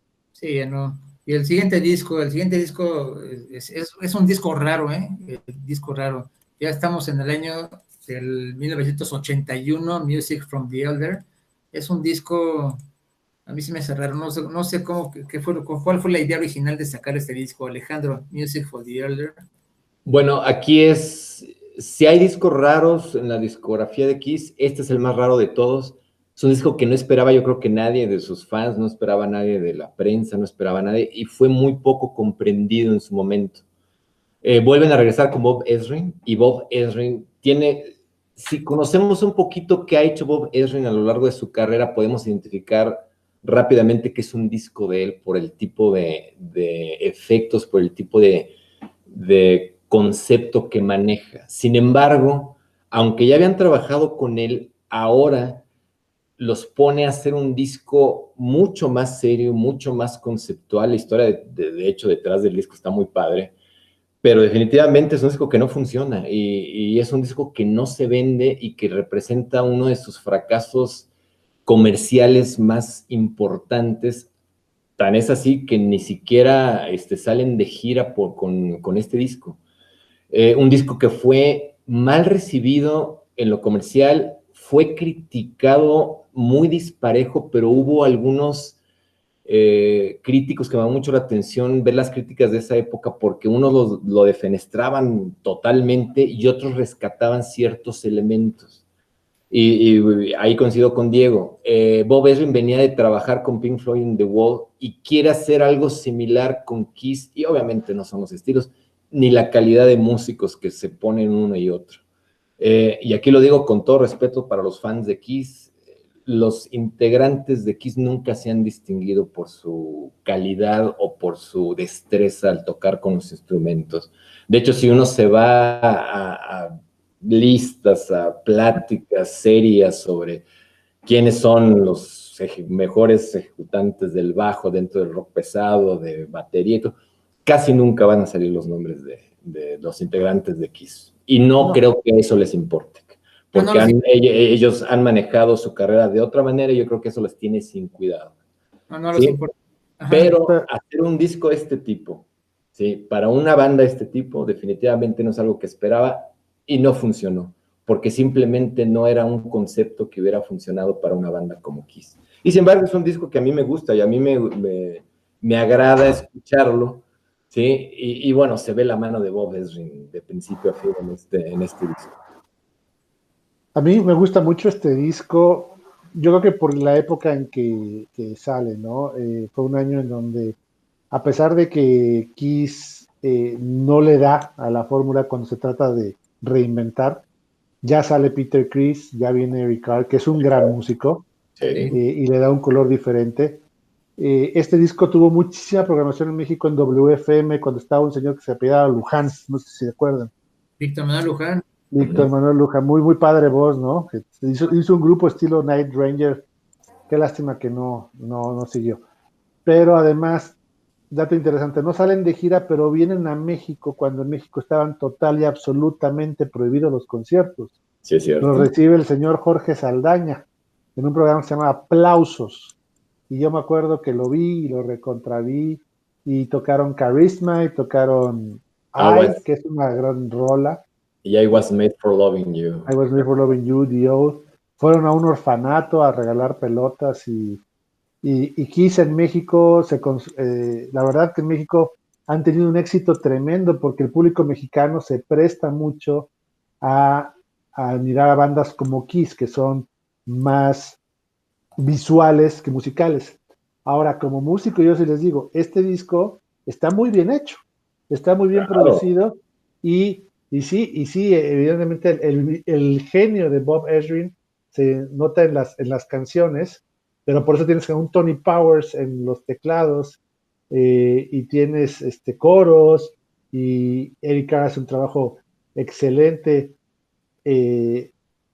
A mí es uno de mis discos favoritos de Kiss, un disco incomprendido, que solo los fans de corazón lo valoramos y que efectivamente fue algo experimental que no salió y que vino a encaminarse al cambio radical de Kiss que fue cuando se quitaron el maquillaje. Sí, es correcto. Vamos al siguiente año. Al siguiente año viene un buen disco, otro buen disco, y ya estamos hablando de las criaturas nocturnas. Alejandro, Creatures of the Night. Fíjate que este disco es uno de los que más me gusta. Se me hace uno de los discos más pesados que tiene Kiss. Y este es un disco que de principio a fin lo disfruto muchísimo. Es una de las portadas también que más me gusta. Y otra vez, las rarezas de Kiss. Es el único que tiene en la portada al señor Eric Carr personificado como el zorro, porque en Music from the Elder, pues obviamente no sale en la portada. Y aquí esta portada, pues es lo que nos regala, una portada extraordinaria. Me gusta muchísimo esta portada. Es una de las mejores que hicieron. Es el último que sacan con Casablanca. Y para mí es el que cierra la época dorada de Kiss. La mejor época es, insisto, todo lo que hicieron con Casablanca, y este es el cerrojazo de esa época que se me hace muy, muy buena. El tema epónimo, Creatures of the Night, me encanta muchísimo. War Machine se me hace, válgame, es un Kiss pesado, y que, bueno, es cuando los fui a ver en vivo por primera vez en 1994, en el Palacio de los Deportes, no sé si te acuerdas, Diego, si fuiste tú a ese concierto, abrieron con Creatures of the Night. La gira de la Live 3, ¿no? Sí, que le llamaron, esa gira se llamó Kiss My Ass Tour, pero que le cambiaron en todos los lados donde se presentó Noel porque no se podían presentar así. Y abren con esta canción que, bueno, se escuchó en el Palacio de los Deportes, así hasta como macabra, con un ambiente, y luego salen tocando ellos. Bueno, eso fue impresionante. Bueno, disco muy bueno. Y ya empieza la etapa donde Gene Simmons y Paul Stanley empiezan a a tener el control total inclusive de la producción. Entonces es cuando ya empiezan las cosas rarísimas que hace Kiss. Pero otro de los detalles aquí es que Ace Frehley no toca en algunos temas tampoco, de inclusive lo ponen. A ver, sácame de la duda, Diego. Creo que en este sí está en Ace Frehley en la portada, pero tampoco toca. No, es Vinnie Vincent. Vinnie Vincent ya, ¿verdad? Entonces, es otra de las cosas, por cuestiones de comercialización siguen teniendo a Ace Frehley, pero ya no toca en este disco. Entonces, Vinnie Vincent, Robin Ford y Steve Harris. Y se ve porque las guitarras se oyen más pesadas, inclusive. Sí. Me gusta mucho este disco a mí. Aquí, como bien dices, es el cerrojazo de Casablanca y de la época de maquillaje. Porque entra Vinnie Vincent, el mago, le hacen un diseño que está padre su diseño. Se van de gira y ya tienen un monumental concierto de cierre de esa época en Río de Janeiro, en Rock and Rio, y tocan este tema de I Love It Loud, que es un gran tema.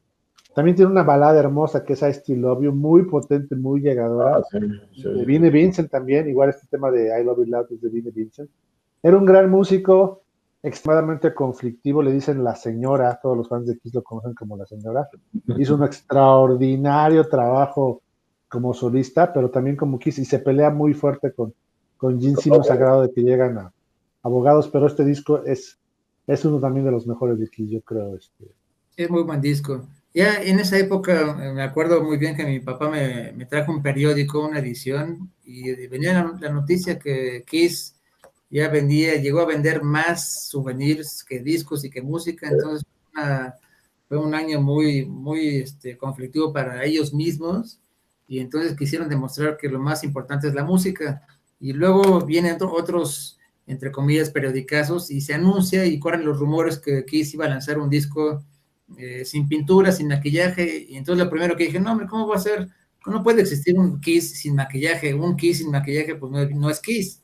Pero bueno, finalmente llega aquel año de 1983, fui al súper y obviamente cuando compré el disco y lo vi, dije, acá caray, estos 4 cabrones feos y horribles es Kiss, son aquella banda, pues bueno, lo compré y pero muy buen disco, creo que fue un muy buen, no sé, el recibimiento que tuvo. Musicalmente sí medio le doy un 7, no todo el disco está muy bueno, pero sí pegó mucho a la entrada. Alejandro. Bueno, aquí el cambio no solamente es en el maquillaje, vienen cambios muy importantes en la banda. El primero, y yo creo que es el que los define, es que firman con Mercury Records. Y Mercury quería aprovechar la fama de Kiss y ellos insistieron en que se siguieran maquillando y ellos ya no quisieron, entonces hubo una disputa total que Mercury saca el disco con ciertas reticencias precisamente por lo mismo, ¿no? Aquí es importante notar que Mercury los ayuda, o sea, la producción viene también por parte de Paul Stanley y de Gene Simmons. Y tiene temas ya pegajosos, ya son temas para sonar en la radio, ya empieza la etapa del glam metal en Estados Unidos, ya empieza a sonar por ahí el heavy metal otra vez muy fuerte en Inglaterra, y ellos simplemente se suben a este barco. Aprovechando su fama, se alejan totalmente de sus orígenes jarroqueros, bluseros, con esa influencia, y se sumen a un barco con la única finalidad de empezar a vender discos y ser un acto popular, y yo creo que es el que inaugura su etapa de glam metal. Todavía tiene ciertas reminiscencias de, vamos a llamarle, rock duro, pero ya empieza a sonar a un Kiss distinto, que a mí en lo personal no me gusta en ese concepto. Yo me quedo siempre con la parte setentera de Kiss, aunque tiene temas muy rescatables dentro de su discografía posterior, pero son pocos. Este disco funciona como todos los discos posteriores de Kiss. 1 o 2 temas pegajosos, por ejemplo, el de Lick It Up, que lo siguen rescatando en los conciertos actuales, pero ya si oyes el disco completo, te quedas así como que, bueno, hay demasiadas cosas que están como que de sobra, ¿no? Ya no son los discos completos que nos tenían acostumbrados, Y mira que ya tienen aquí a un Eric Carr tocando con bastante agilidad y no creo que lo aprovechen en la época y por la época misma, ¿no? Es la etapa que a mí menos me gusta de Kiss, la ochentera después de Creatures of the Night. Sí, pero este disco, fíjate, este disco además es un poco lento. A mí sí me gusta, obviamente comencé con el lado B, All Hell's Breaking Loose, y esa rola me encanta, pero sí tienes razón, no es el Kiss a lo que nos tenía acostumbrado, es una rola medio pesadona, pero es como densa, como lenta, y así está el disco, así está el disco, 2, 3 rolas buenas de cada lado y nada más, hasta ahí, ¿sabes, Diego? Yo creo que Kiss se armoniza con lo que rifaba más en ese año, que es MTV, ¿no? Y MTV los presenta sin maquillaje en un momento histórico del rock. Y este es un gran disco. Vinnie Vincent es un virtuoso, eso nadie lo puede negar. Yo creo que de todos los músicos que ha tenido Kiss, el más el más virtuoso es Vinnie Vincent y contribuye mucho con la composición. Entonces el sonido de Kiss es más dinámico, no lo explotan al máximo, pero fíjate que hay una cualidad de que si Kiss se sube al barco del hard rock y del heavy metal, tocan el Monsters of Rock y está en eso, de repente que sale David Lee Roth y luego Motley Crue y luego Rat y luego Dokken y Kiss siempre estaba ahí, ahora ya sin maquillaje, ¿no? Como que le bajó tantito el marketing a Gene Simmons, que estaba buscando en ese entonces posicionarse como actor y no lo logra. Pero algo que también vale mucho la pena es que Eric Carr también canta en algunas canciones. Entonces, sí fue un tema, sí fue una época diferente. A mí me gustó, yo la gocé mucho porque yo la viví, porque yo venía de ser un super fan de Kiss en los 70s, que hasta le compré toda la época de maquillaje, la disco, la de The Elder, y ahora pues seguía siendo de mis bandas favoritas y ya en ese contexto. Entonces, yo seguía apoyando a Kiss y la verdad, muchas, ya no rescato discos, rescato temas de esa época. Sí, así es, sí, exacto. Vamos al siguiente año, 1984, viene el Animalize, que esa sí me gusta, como que aquí esta segunda etapa con Mercury, vaya, después el, el de Lick It Up, viene un buen disco, Alejandro, el Animalize. Híjole, no, a mí no me gusta este disco. Bueno, si el disco anterior tenía también es una rareza dentro de la discografía de Kiss porque es el único que tiene en la portada a Vinnie Vincent. Bueno, también es una rareza porque cambian otra vez de baterista y se traen a este cuate que se llama, ¿cómo se llama? Mike St. John. No, es el guitarrista. Perdón, el guitarrista, vuelven a cambiar de guitarrista, ya no está Vinnie Vincent, entra St. John. Y bueno, estos ya son producidos totalmente por Gene Simmons y Paul Stanley. En los anteriores estaba como coproductor un tipo que se llama Michael James Jackson, que era un ingeniero de sonido que les había puesto Mercury. Aquí ya se lo quitan y toda la producción, todo el control del disco recae en Gene Simmons y Paul Stanley. Si algo demostraron Paul Stanley y Gene Simmons, que como productores son mejores, vamos a llamarles músicos en escena. Yo creo que no le sale ninguno de los dos, ni Animalize ni Asylum, se pueden caracterizar por su producción porque deja mucho que desear. Los estuve escuchando, de hecho, parte del ejercicio que hice para prepararme para esta charla era escuchar todos los discos de Kiss y me los aventé todo, porque pues, son discos hasta cortitos, ¿sí? Cuando llegué a estos, híjole, me costó mucho trabajo, aunque vuelvo a insistir, 1 o 2 temas que funcionan muy bien y el resto del disco es para no volverlo a escuchar. Simplemente, yo creo que son 2 discos que no funcionan entre 1984 y 1985. Yo creo que, híjole, hasta las portadas se me hacen muy mal, de las peores que tiene Kiss en su discografía, que nos había acostumbrado a portadas bastante bien elaboradas, bien producidas, y que aquí no, se alejan totalmente y están hablando de una época que sigo insistiendo, a mí no me gusta de Kiss.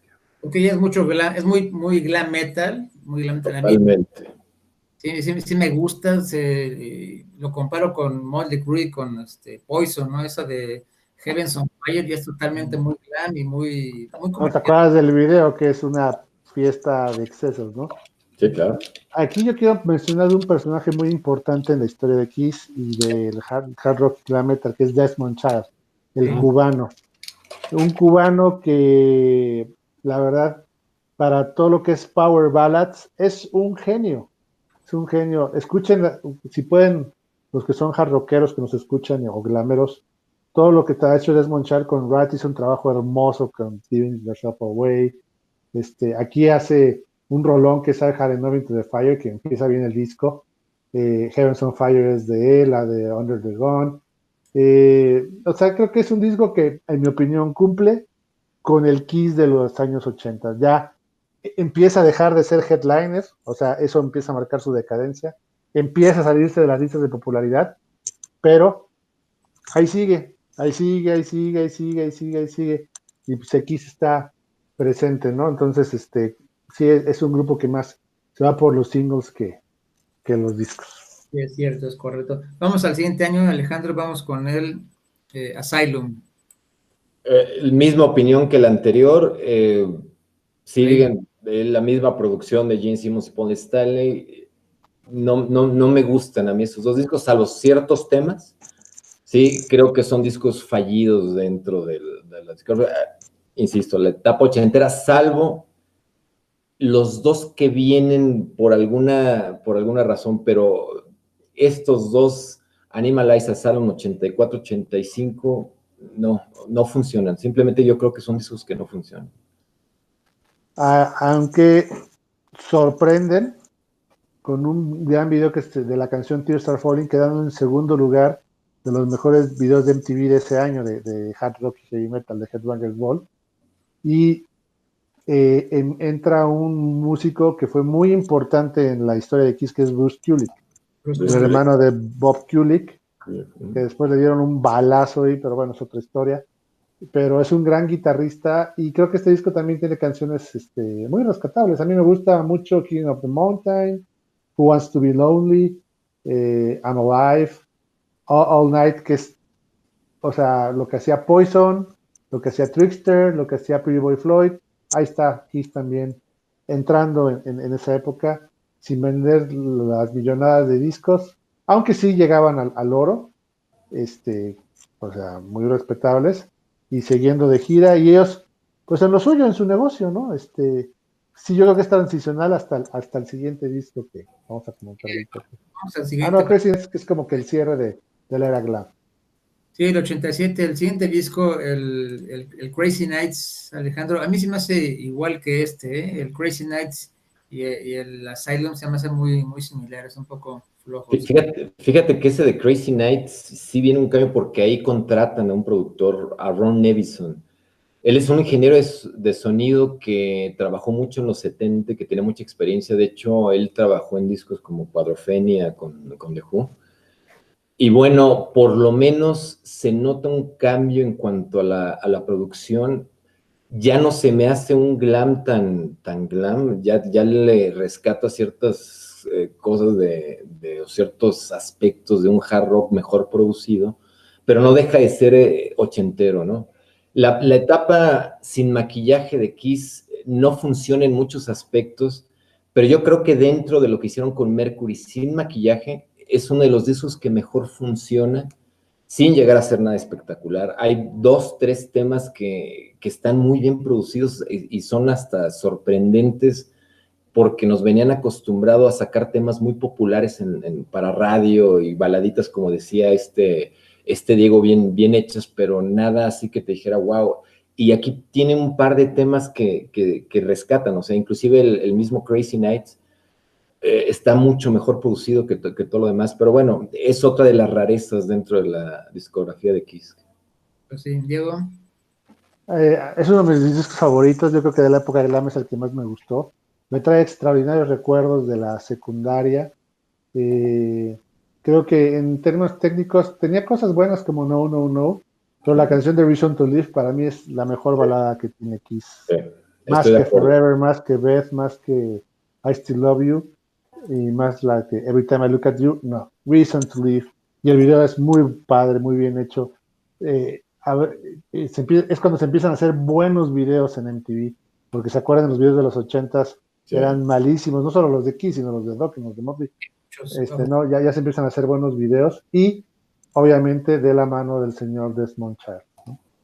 Pues sí, vamos al siguiente. El siguiente es, ahí está, el Hot in the Shades. Hot in the Shade de 1989, Alejandro. A mí sí me gustó ese disco, ¿eh?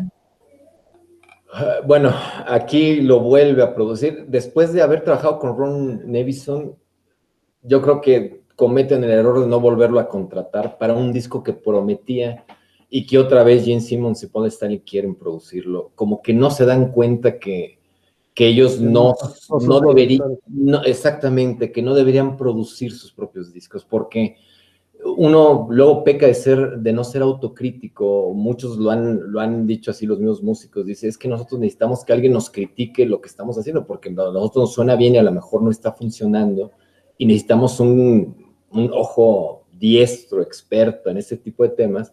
Y yo creo que era un disco que prometía y que se queda corto por la producción de ellos. Vienen temas inclusive de Vinnie Poncia, un disco, un tema de Michael Bolton por ahí, vienen también de Desmond Child, y bueno, temas que pudieron haber funcionado mejor y que no se quedan cortos precisamente porque no le dieron a esa parte de la mezcla, de la producción, de poder crear temas, un disco que pudiera ser trascendente. Yo creo que se queda corto por eso. Un disco que promete y que se queda así. Pero bueno. Que aunque sí alcanza la lista de popularidad con Forever, pues sí, claro, sí. Interesante, o sea, que es la que hace Michael Bolton con Paul Stanley. Y aquí Tommy Thayer, que el guitarrista de Black and Blue, que hoy en día es el Spaceman, escribe la canción de Betray. Y yo creo que también es importante señalar, como parte de la historia de Kiss, es cuando le viene un terrible cáncer a Eric Carr. A Eric Carr, hombre, sí, es una de las historias más tristes que tiene, sí. ¿no? Y muere el mismo día que Freddie Mercury, ¿no? Sí. Un día después, ¿no? Un día antes, perdón. No, el mismo día, creo, ¿no? El mismo día, y no tuvo tanta difusión por lo mismo. Precisamente porque, pues, sí. Totalmente apagado. Vamos a 1997, Alejandro, vamos con el Carnival of Souls. No. Te brincaste el Revenge. Antes hay uno. Sí, el Revenge. Bueno. Discazo de Kiss. Sí, yo creo que es el disco que marca el primer regreso importante de Kiss, el Revenge de 1992, y es el tercero que trabajan con el señor Bob Ezrin. Bob Ezrin le vuelve a regresar a Kiss el corazón o el alma que les hizo falta durante todos los 80. Después de Creatures of the Night y hasta este disco, todo lo que está en medio pudo fácilmente ser olvidado, salvo los temas que nos está diciendo Diego, y llega de Revenge, otra vez con esos temas fuertes, con esos temas con mucho punch, muy crudos de Kiss, obviamente con una producción impecable del señor Bob Ezrin, que bueno, a mí me sorprende muchísimo escuchar discos producidos por él, no importa de quién sea el artista, te das cuenta por qué es uno de los productores más cotizados. Por ejemplo, los 3 últimos discos que ha hecho con Deep Purple son extraordinarios y Bob Ezrin hace un gran trabajo. Bueno, aquí con Revenge en 1992, yo creo que les produce un disco buenísimo, pero de esos que son poco, no poco recordados, poco, vamos a llamarlos, rescatados por los que no son fan de Kiss, ¿sí? Y que sin embargo es un muy buen disco. Yo creo que es otro de los que no debe faltar en la discografía básica de Kiss, de Revenge. Y bueno, es un disco también que se disfruta de principio a fin, y gracias señor Bob Ezrin por haber trabajado con Kiss estos 3 discos, porque los hizo en 3 diferentes épocas y supo captar la esencia en cada uno de ellos de lo que era Kiss en su momento. y lo saca del cajón de Kiss, canciones como Holly, Heart Sí. of Chrome y I Just Wanna, que son de la época que son de Vinnie Vincent, que Sí. son de la época de Vinnie Vincent, y bueno, le reconocen su crédito. También en este himno de God Give Rock and Roll to You, canta Eric Carr. Y fíjate, una cualidad que tenía Kiss que decían mucho, todos los grupos de rock tienen que tener su güero oxigenado, ¿no? Sí, claro. Robin Crosby, Vince Neil. Kiss no tenía eso hasta que llega el señor Eric Singer, que era el baterista de Alice Cooper y de otros muchos grupos, extraordinario baterista también. Sí. Y cuando, la verdad que se reposiciona Kiss con este disco y le toca la afortunada época que se reabren los conciertos en México y vienen a México por primera vez en ese año, que tocaron con las víctimas del Doctor Cerebro, pero que dejaron toda su megaproducción en Argentina, y aquí en México trajeron, o sea, parecían las letras de Kiss de taquería, porque me choca ver las letras de Kiss con los focos fundidos, y bueno, aquí en México no se notaba que era una S, ¿no? El sonido no fue tan bueno en el Palacio de los Rebotes. Traían buen setlist porque era el de Alive 3, pero salieron en el calabozo y todo, pero bueno, ya por fin verlos en vivo, yo dije, en ese entonces ya me puedo morir, hasta que vino la reunión y ahí sí vuelve a tomar Kiss esa mística y esa magia que los representa. La verdad, Kiss sin maquillaje no los representa. Kiss con maquillaje, Kiss. Ahora, ¿es Kiss con maquillaje o no es Kiss? Sí, totalmente de acuerdo. Este disco lo disfruté mucho con mi cuñado. Él se compró por ahí el LP. El LP, no me acuerdo dónde lo sacó, una edición especial. No me acuerdo si fue japonesa o algo ahí en Aquarius, algo muy raro. Pero bueno, disfruté mucho este disco con mi cuñado Jorge. Un saludo a Jorge. Ahora sí, vámonos al siguiente. Para el 97, el Carnival. Ahí está. Alejandro. Carnival es otra rareza dentro de la discografía de Kiss. Bueno, lo escuché, se me hace un disco bueno a secas nada más. Ellos ya estaban pensando más en sus reuniones, ya volver a presentarse a lo grande. Ya se estaba hablando de la reunión y de hecho estuvo enlatado este disco por un rato porque ya se estaba hablando del regreso de Kiss con los integrantes originales. Un disco que vuelvo a insistir, es una rareza dentro de las tantas rarezas que hay en su discografía y que bueno, es un disco disfrutable, pero nada más, no creo que tenga nada trascendente, no. pero los prepara para su segundo gran regreso con maquillaje y su reunión con los miembros originales, que era esperadísimo en todos lados. Yo creo que es un disco que pasa sin pena ni gloria. Es la gran despedida de Bruce Kulick, que fue un gran miembro. Las canciones no trascienden en lo más mínimo. Bruce Kulick hace yo creo que la mayoría del disco. Pero sí pasa sin pena ni gloria, ni un single. Es más, y la gira, no hay gira de este disco, pero hay un programa especial de Unplugged que marca el inicio de la reunión de Kiss, en donde salen como invitados Ace Frehley y Peter Criss, tocan Nothing to Lose, tocan Beth y tocan Rock and Roll All Night, y todos los que somos fan de Kiss se te caen los calzones de volverlos a ver en el escenario, ¿no? Eran 6 tocando, y ese disco de Unplugged lo recomiendo mucho porque está muy bien hecho, muy bien producido. Es un disco de esos que pones en la carne asada o todo, y te lo aguantan hasta la gente que no le gusta el rock, ¿no? Está muy bien hecho, la verdad. Y sí, efectivamente, ya después de oír Rock and Roll All Night, con los 6 en el escenario, dices, prepárense porque viene la reunión. Y en una entrega de los Grammys, completamente sorprendente, hacen una aparición en maquillaje, y pues ya después viene la segunda vuelta de Kiss con maquillaje, ¿no? Al siguiente año, es para el 1998. Es así, un discazo, un regreso, la gira. Fueron al Foro Sol, ahí el grupo abridor fue Rammstein. Fue al Palacio de los Deportes cuando Pantera les abrió, que Sí, Paltepe. Impresionante, con Diamond Darrell, y fue un gran concierto. Y además, como dice Alejandro, ver a Kiss en los 70, pues muy pocos, ¿no? Fueron muy contados los mexicanos que pudieron ver a Kiss en los 70, pero esa gira era un viaje al pasado, en donde tenían inclusive las escaleras iluminadas, se elevaba la batería, Gene Simmons volaba. El vestuario era el mismo de 1977. Entonces, por eso mismo eh, se disfrutaba mucho ese concierto, porque es más, inclusive no tocaban una canción ni siquiera del 78. Creo que hasta en el 2000 fue que empezaron a tocar New York Groove, Lick It Up, rarezas porque ya se los pedía el público, pero la realidad es que esta gira de reunión fue impresionante y fue un gran regalo, porque fue un viaje al pasado que los mexicanos apenas pudimos vivir hasta ese año. 1997, sí. Sí. 4 noches en el Palacio de los Deportes.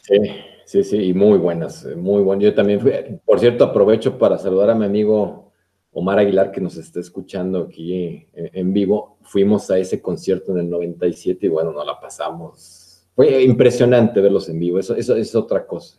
Sí. Zorro, salías, ¿no? No, y el setlist, como dices tú, que presentaron, como fue de reunión, tocaron puro setentero, y yo creo que es lo más parecido que nos tocó, como dices tú, de verlos como si estuviéramos en un concierto de los 70. Entonces fue, wow.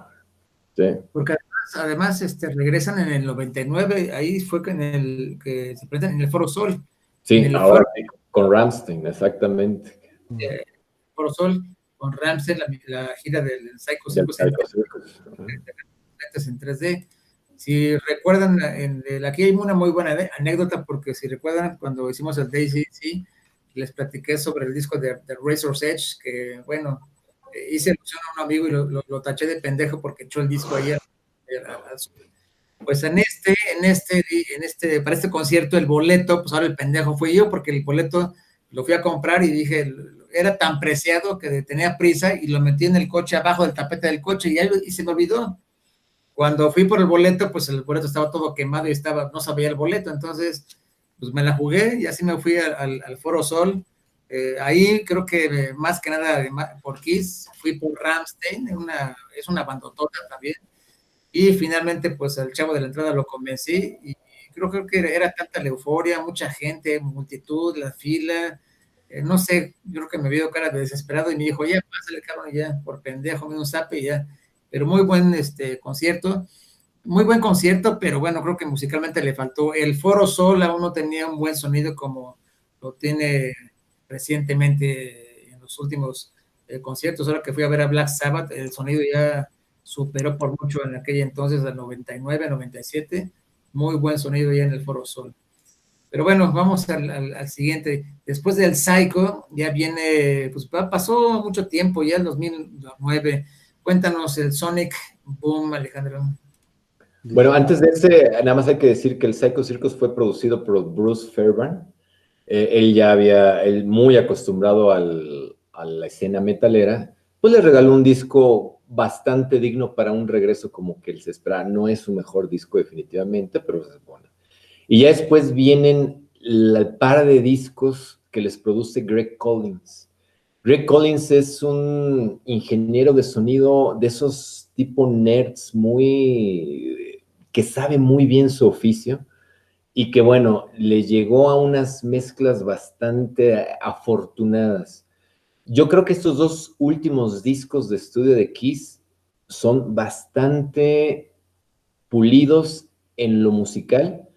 Las mezclas que le hace son bastante buenas. Y bueno, Sonic Boom, un disco sorprendente en muchos aspectos. El primero, la portada, pues obviamente es una portada muy vintage, que quiere rescatar cierta esencia de lo que es Kiss, pero una de las cosas que siempre le voy a criticar a Kiss es esa parte de, bueno, a Paul Stanley y a Gene Simmons, es de que volvieron a rescatar el maquillaje que usaban Ace Frehley y Peter Criss sin el consentimiento de ellos dos, porque decían que ellos lo habían registrado y que era parte de Kiss, no era parte de ellos. Entonces, a mí se me hace pues una falta de respeto a músicos que le dieron mucho a la banda, y no demerito en ningún aspecto la parte que hacen musicalmente hablando Eric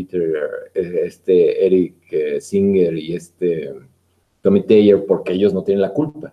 Ellos le dijeron, sabes que tú eres parte de esta banda y te tienes que maquillar así, pero sí se me hizo una falta de respeto hacia Peter Criss y Ace Frehley que se presentaran con un maquillaje que no los representa a ellos como músicos. Pero bueno, ellos no tienen la culpa y nos regresan a un Kiss que ya se ve como un Kiss ya comercial a lo bestia. Un buen disco, definitivamente, pero bueno, esa parte de no respetar a dos músicos que le dieron mucho a la banda por los temas que sea y que estén usando un maquillaje que no es de ellos, a músicos que no les pertenece, no se me hace algo, ¿cómo vamos a llamar? De ético, de compas, de amigos, algo que no debió haber sido. Y fíjate que Con ha sido respeto. una gran pelea eso.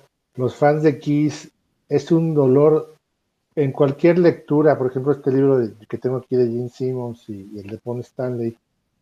Peter y Ace es una relación de amor y odio muy, muy cabrona. Muy, yo creo que tienen pesadillas con esos cabrones, todo, porque esos güeyes sí vivieron el rock and roll a su máximo extremo, ¿no? Yo recuerdo de una formación muy bizarra cuando los vi en Madison Square Garden, me tocó verlos, que la estaban abriendo Aerosmith y eran Gene Simmons, Paul Stanley, Tommy Thayer y Peter Criss. Y eso fue porque Aerosmith le dijo, ¿quieres venirte con nosotros de gira? Tiene que haber 3 miembros originales. Entonces le dieron las gracias a Eric Singer y estuvo Peter Criss. Imagínate. Tocaba más o menos, le costaba mucho trabajo tocar inclusive Lick It Up y canciones que él no tocaba, ¿no? Y por eso este disco, el Sonic Boom, algo que sí me gustó, que era una peculiaridad de este disco, no era nada fácil conseguirlo. ¿Por qué? Porque ya estaba la época del Napster, iTunes, etcétera, y este disco, como lo único lo podías conseguir era yéndolo a comprar el CD en Walmart en Estados Unidos. Nada más. Así con las 3 versiones. Y yo lo compré en el Tianguis Cultural del Chopo y lo conseguí. Porque los refritos del lado 2 de ese disco están súper bien hechos. Se los recomiendo a cualquier fan de Kiss. Suenan increíblemente bien. Sí, muy cierto. Ya Kiss ya batallé mucho con las alineaciones, con muchas dimes y diretes. No sé si mi percepción sea correcta, pero ya los medios ya los estaba atacando mucho, si tenían o no la parte musical, si tenían o no, si eran, vaya, etcétera, etcétera. El 2000, que es el año que sigue, el 2000, pues ya es el 2012, pero antes del 2012, yo quiero hacer una pausa. El año 2000, tuve la fortuna de ir a Canadá, pero como siempre dije, bueno, pues antes de ir a Canadá, pues voy a fijar a ver a dónde voy a ir, porque quiero a ver qué concierto voy a encontrar. Y coincidí justamente con el tour de Farewell Tour, ahora sí que el disco del adiós totalmente. Y entonces me lancé allá a la ciudad de Hamilton a un concierto y fue impresionante, en primera porque por la parafernalia, estar allá en Canadá y ver un concierto de primer mundo, y tú lo sabes perfectamente, Alejandro, vivir esas magnitudes, la gente, el comportamiento, toda la ciudad de Hamilton, ibas al McDonald's, al súper, a la gasolinería y toda la ciudad, todas o casi todas las personas estaban maquilladas. Entonces era algo sensacional. Y además de eso, pues había limusinas formadas, la gente, vaya, se sentía una euforia increíble, una euforia bastante emotiva, el ambiente desde las 4 de la tarde hasta las, creo que 9 de la noche, pues todo el día era Kiss, Kiss, Kiss, y bueno, lo que más me impactó fue el show, y ahí fue cuando comparé, dije, puta madre, en un show de más de 2 horas, se han lucido y se lucieron más que todos los conciertos en México, así te lo pongo, un set list larguísimo, éxito tras éxito, y quedé súper satisfecho de ese concierto.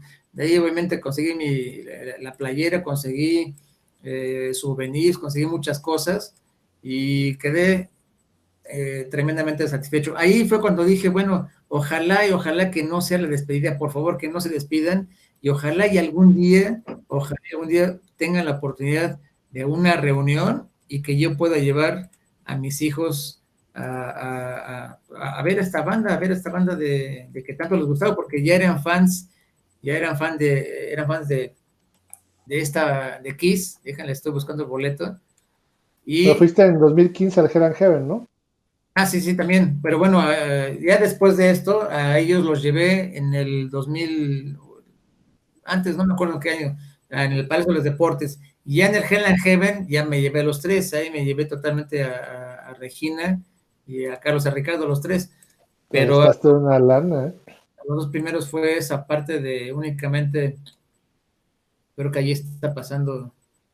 Ah, ya.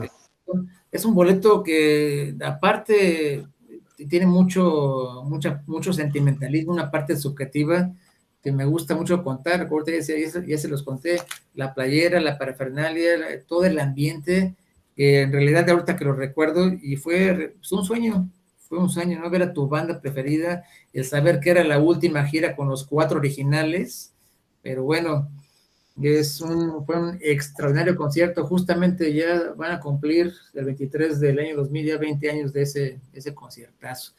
Pero bueno, vámonos ahora sí, Alejandro, con el Monster 2012.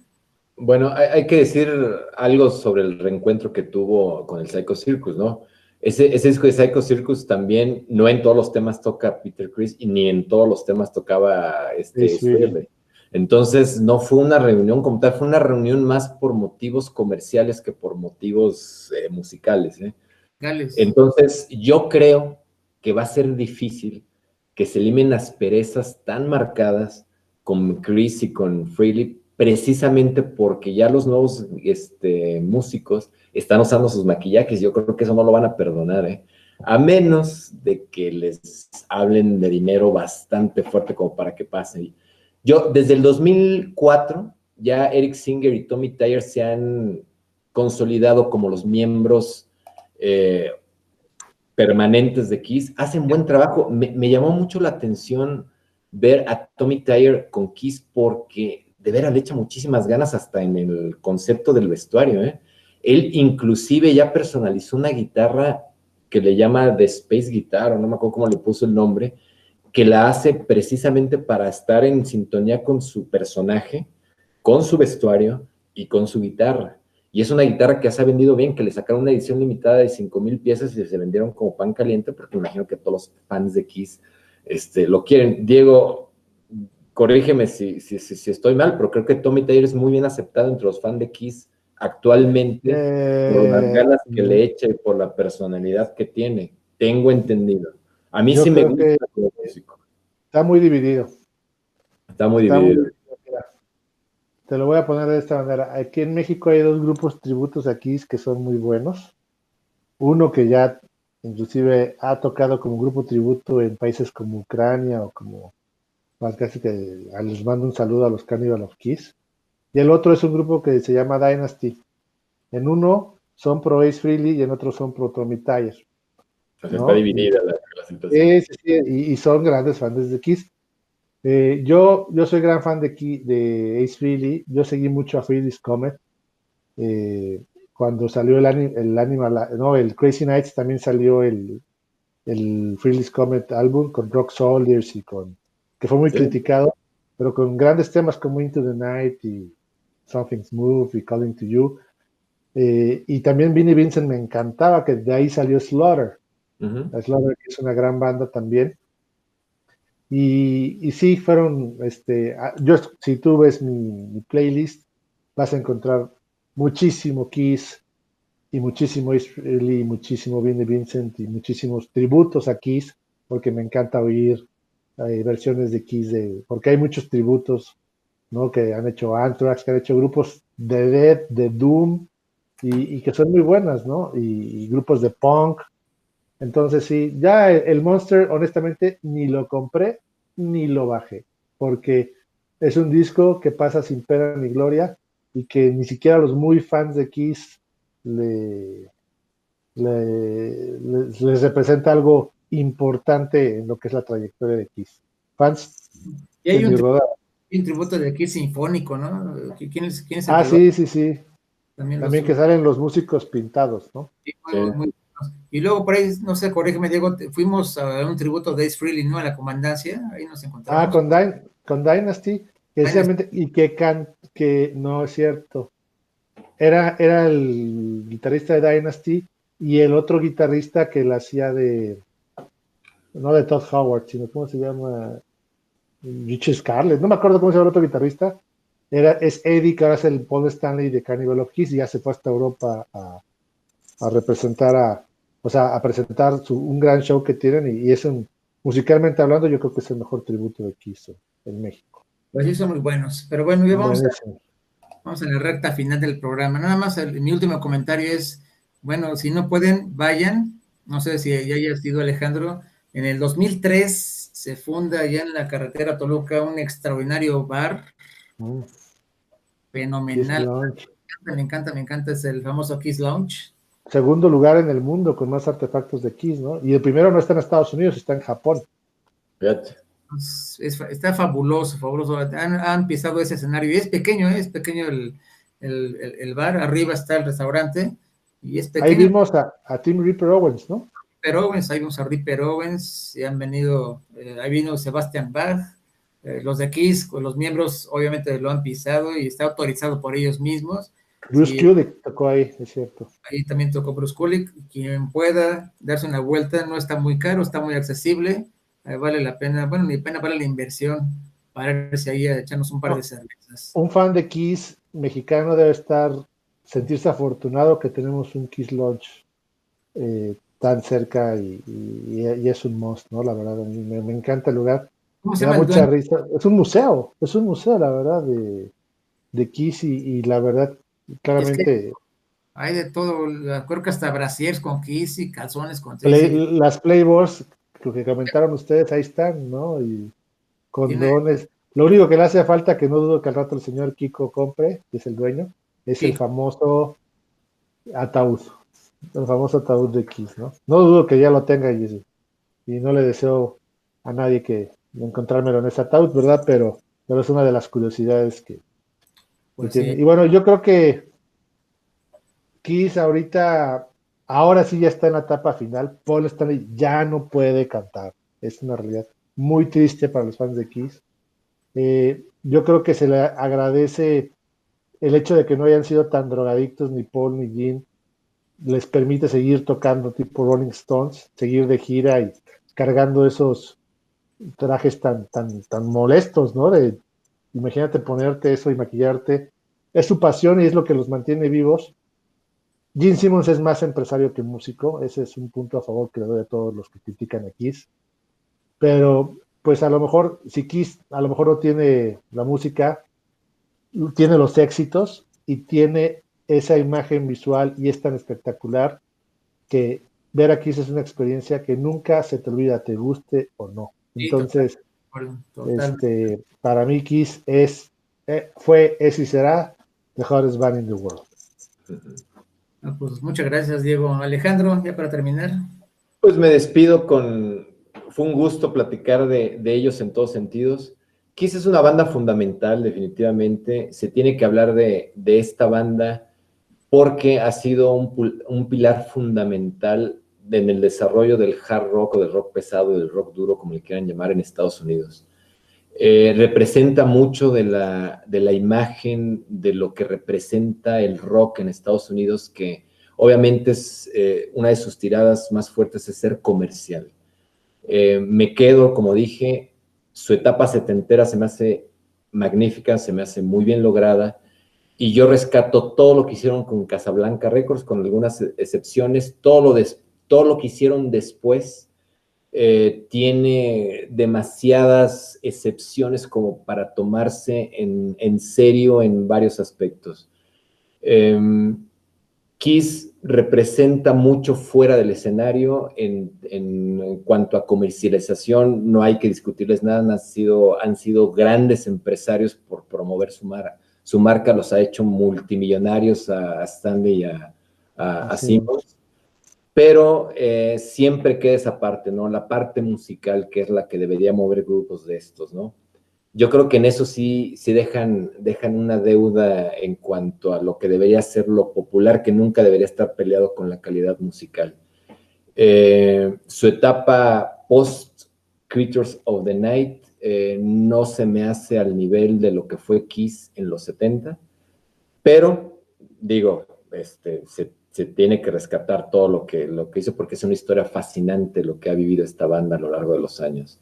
Lo que hay el día de hoy es una banda muy estable, con los dos músicos de cajón que son los dueños de la marca, son dueños de la banda, son dueños de todo lo que pasa alrededor de ellos, y que, bueno, Tommy Tyer y Eric Singer no tienen la culpa de estar en una banda de este tipo exigiéndoles el maquillaje que necesitan usar. Yo por ahí tengo un disco de ellos en vivo que se llama Kiss Rock in Vegas, donde ya es un último concierto que hicieron en una estadía que hicieron en Las Vegas. Se me hace un disco muy bien logrado y que, vuelvo a insistir, Tommy Tyer no tiene la culpa de llegar a una banda que idolatró desde chico y que tiene la suerte de estar tocando con ellos y lo hace de la mejor manera. Es una injusticia que no se le reconozca un trabajo simplemente por no haber pertenecido a la época dorada y que ahorita pues tiene la fortuna de estar viviendo un sueño hecho realidad como un fan de una banda que idolatró desde niño, ¿no? Entonces, me quedo con esto. Si viniera Kiss a México con esta alineación, yo creo que sí los iría a ver. Sí, porque definitivamente es un must, pero es un gusto hablar de ellos. Y me quedo con esta frase. Kiss es una banda extremadamente popular, lo cual no significa necesariamente que sea buena en todos los sentidos. Pero vamos, aquí estamos y el rock es para ser popular. Gracias, buenas noches y que venga Kiss a México. Diego. Una última vez, igual, que venga Kiss a México una última vez y sí, ahí estaremos para verlos y bueno, y los grandes recuerdos de Kiss van a estar en nuestra mente para siempre. Sí, coincido. Totalmente de acuerdo. Ya me despido. Kiss es una gran banda. No está dentro de mi top 10, ni de la primera parte, ni de la segunda parte, ni con Black Sabbath, ni con Motorhead, pero es una banda que está muy en mi corazón, que quiero muchísimo a los músicos, toda la historia, y creo que más que nada por la parte de haberlos conocido pues en la infancia, ¿no? Sexto de primaria y primero de secundaria, y esa grande época, y el poder coleccionar pues todo lo que pudiera sobre Kiss. La semana pasada, como no lo tengo aquí, compré un Hot Wheels de los que están sacando la marca de varias bandas, y bueno, entre los de Led Zeppelin y los de Ozzy Osbourne y Grateful Dead, vienen los de Kiss. Entonces, pues también a veces, o la casa o parte de la casa parece una sucursal del Kiss Lounge, con tanta parafernalia y tantos recortes y tanta porquería, tantos pósters. Yo me acuerdo que tenía pósters uno arriba de otro, porque además Kiss de Playboy sacaron los pósters, entonces tengo como 20 pósters ahí bueno, ya no están tapizados, pero ya los bajé. Muchísimas gracias a nuestros invitados que están aquí conectados, Omar, Yasmín, Marilú. Muchas gracias a que nos están escuchando. Dejen sus comentarios, sigan enviando sus sugerencias y muy, muy buenas noches. Nos vemos el siguiente lunes con Slayer. Slayer. Wow. Bueno, buenas noches. Hasta luego. Bye.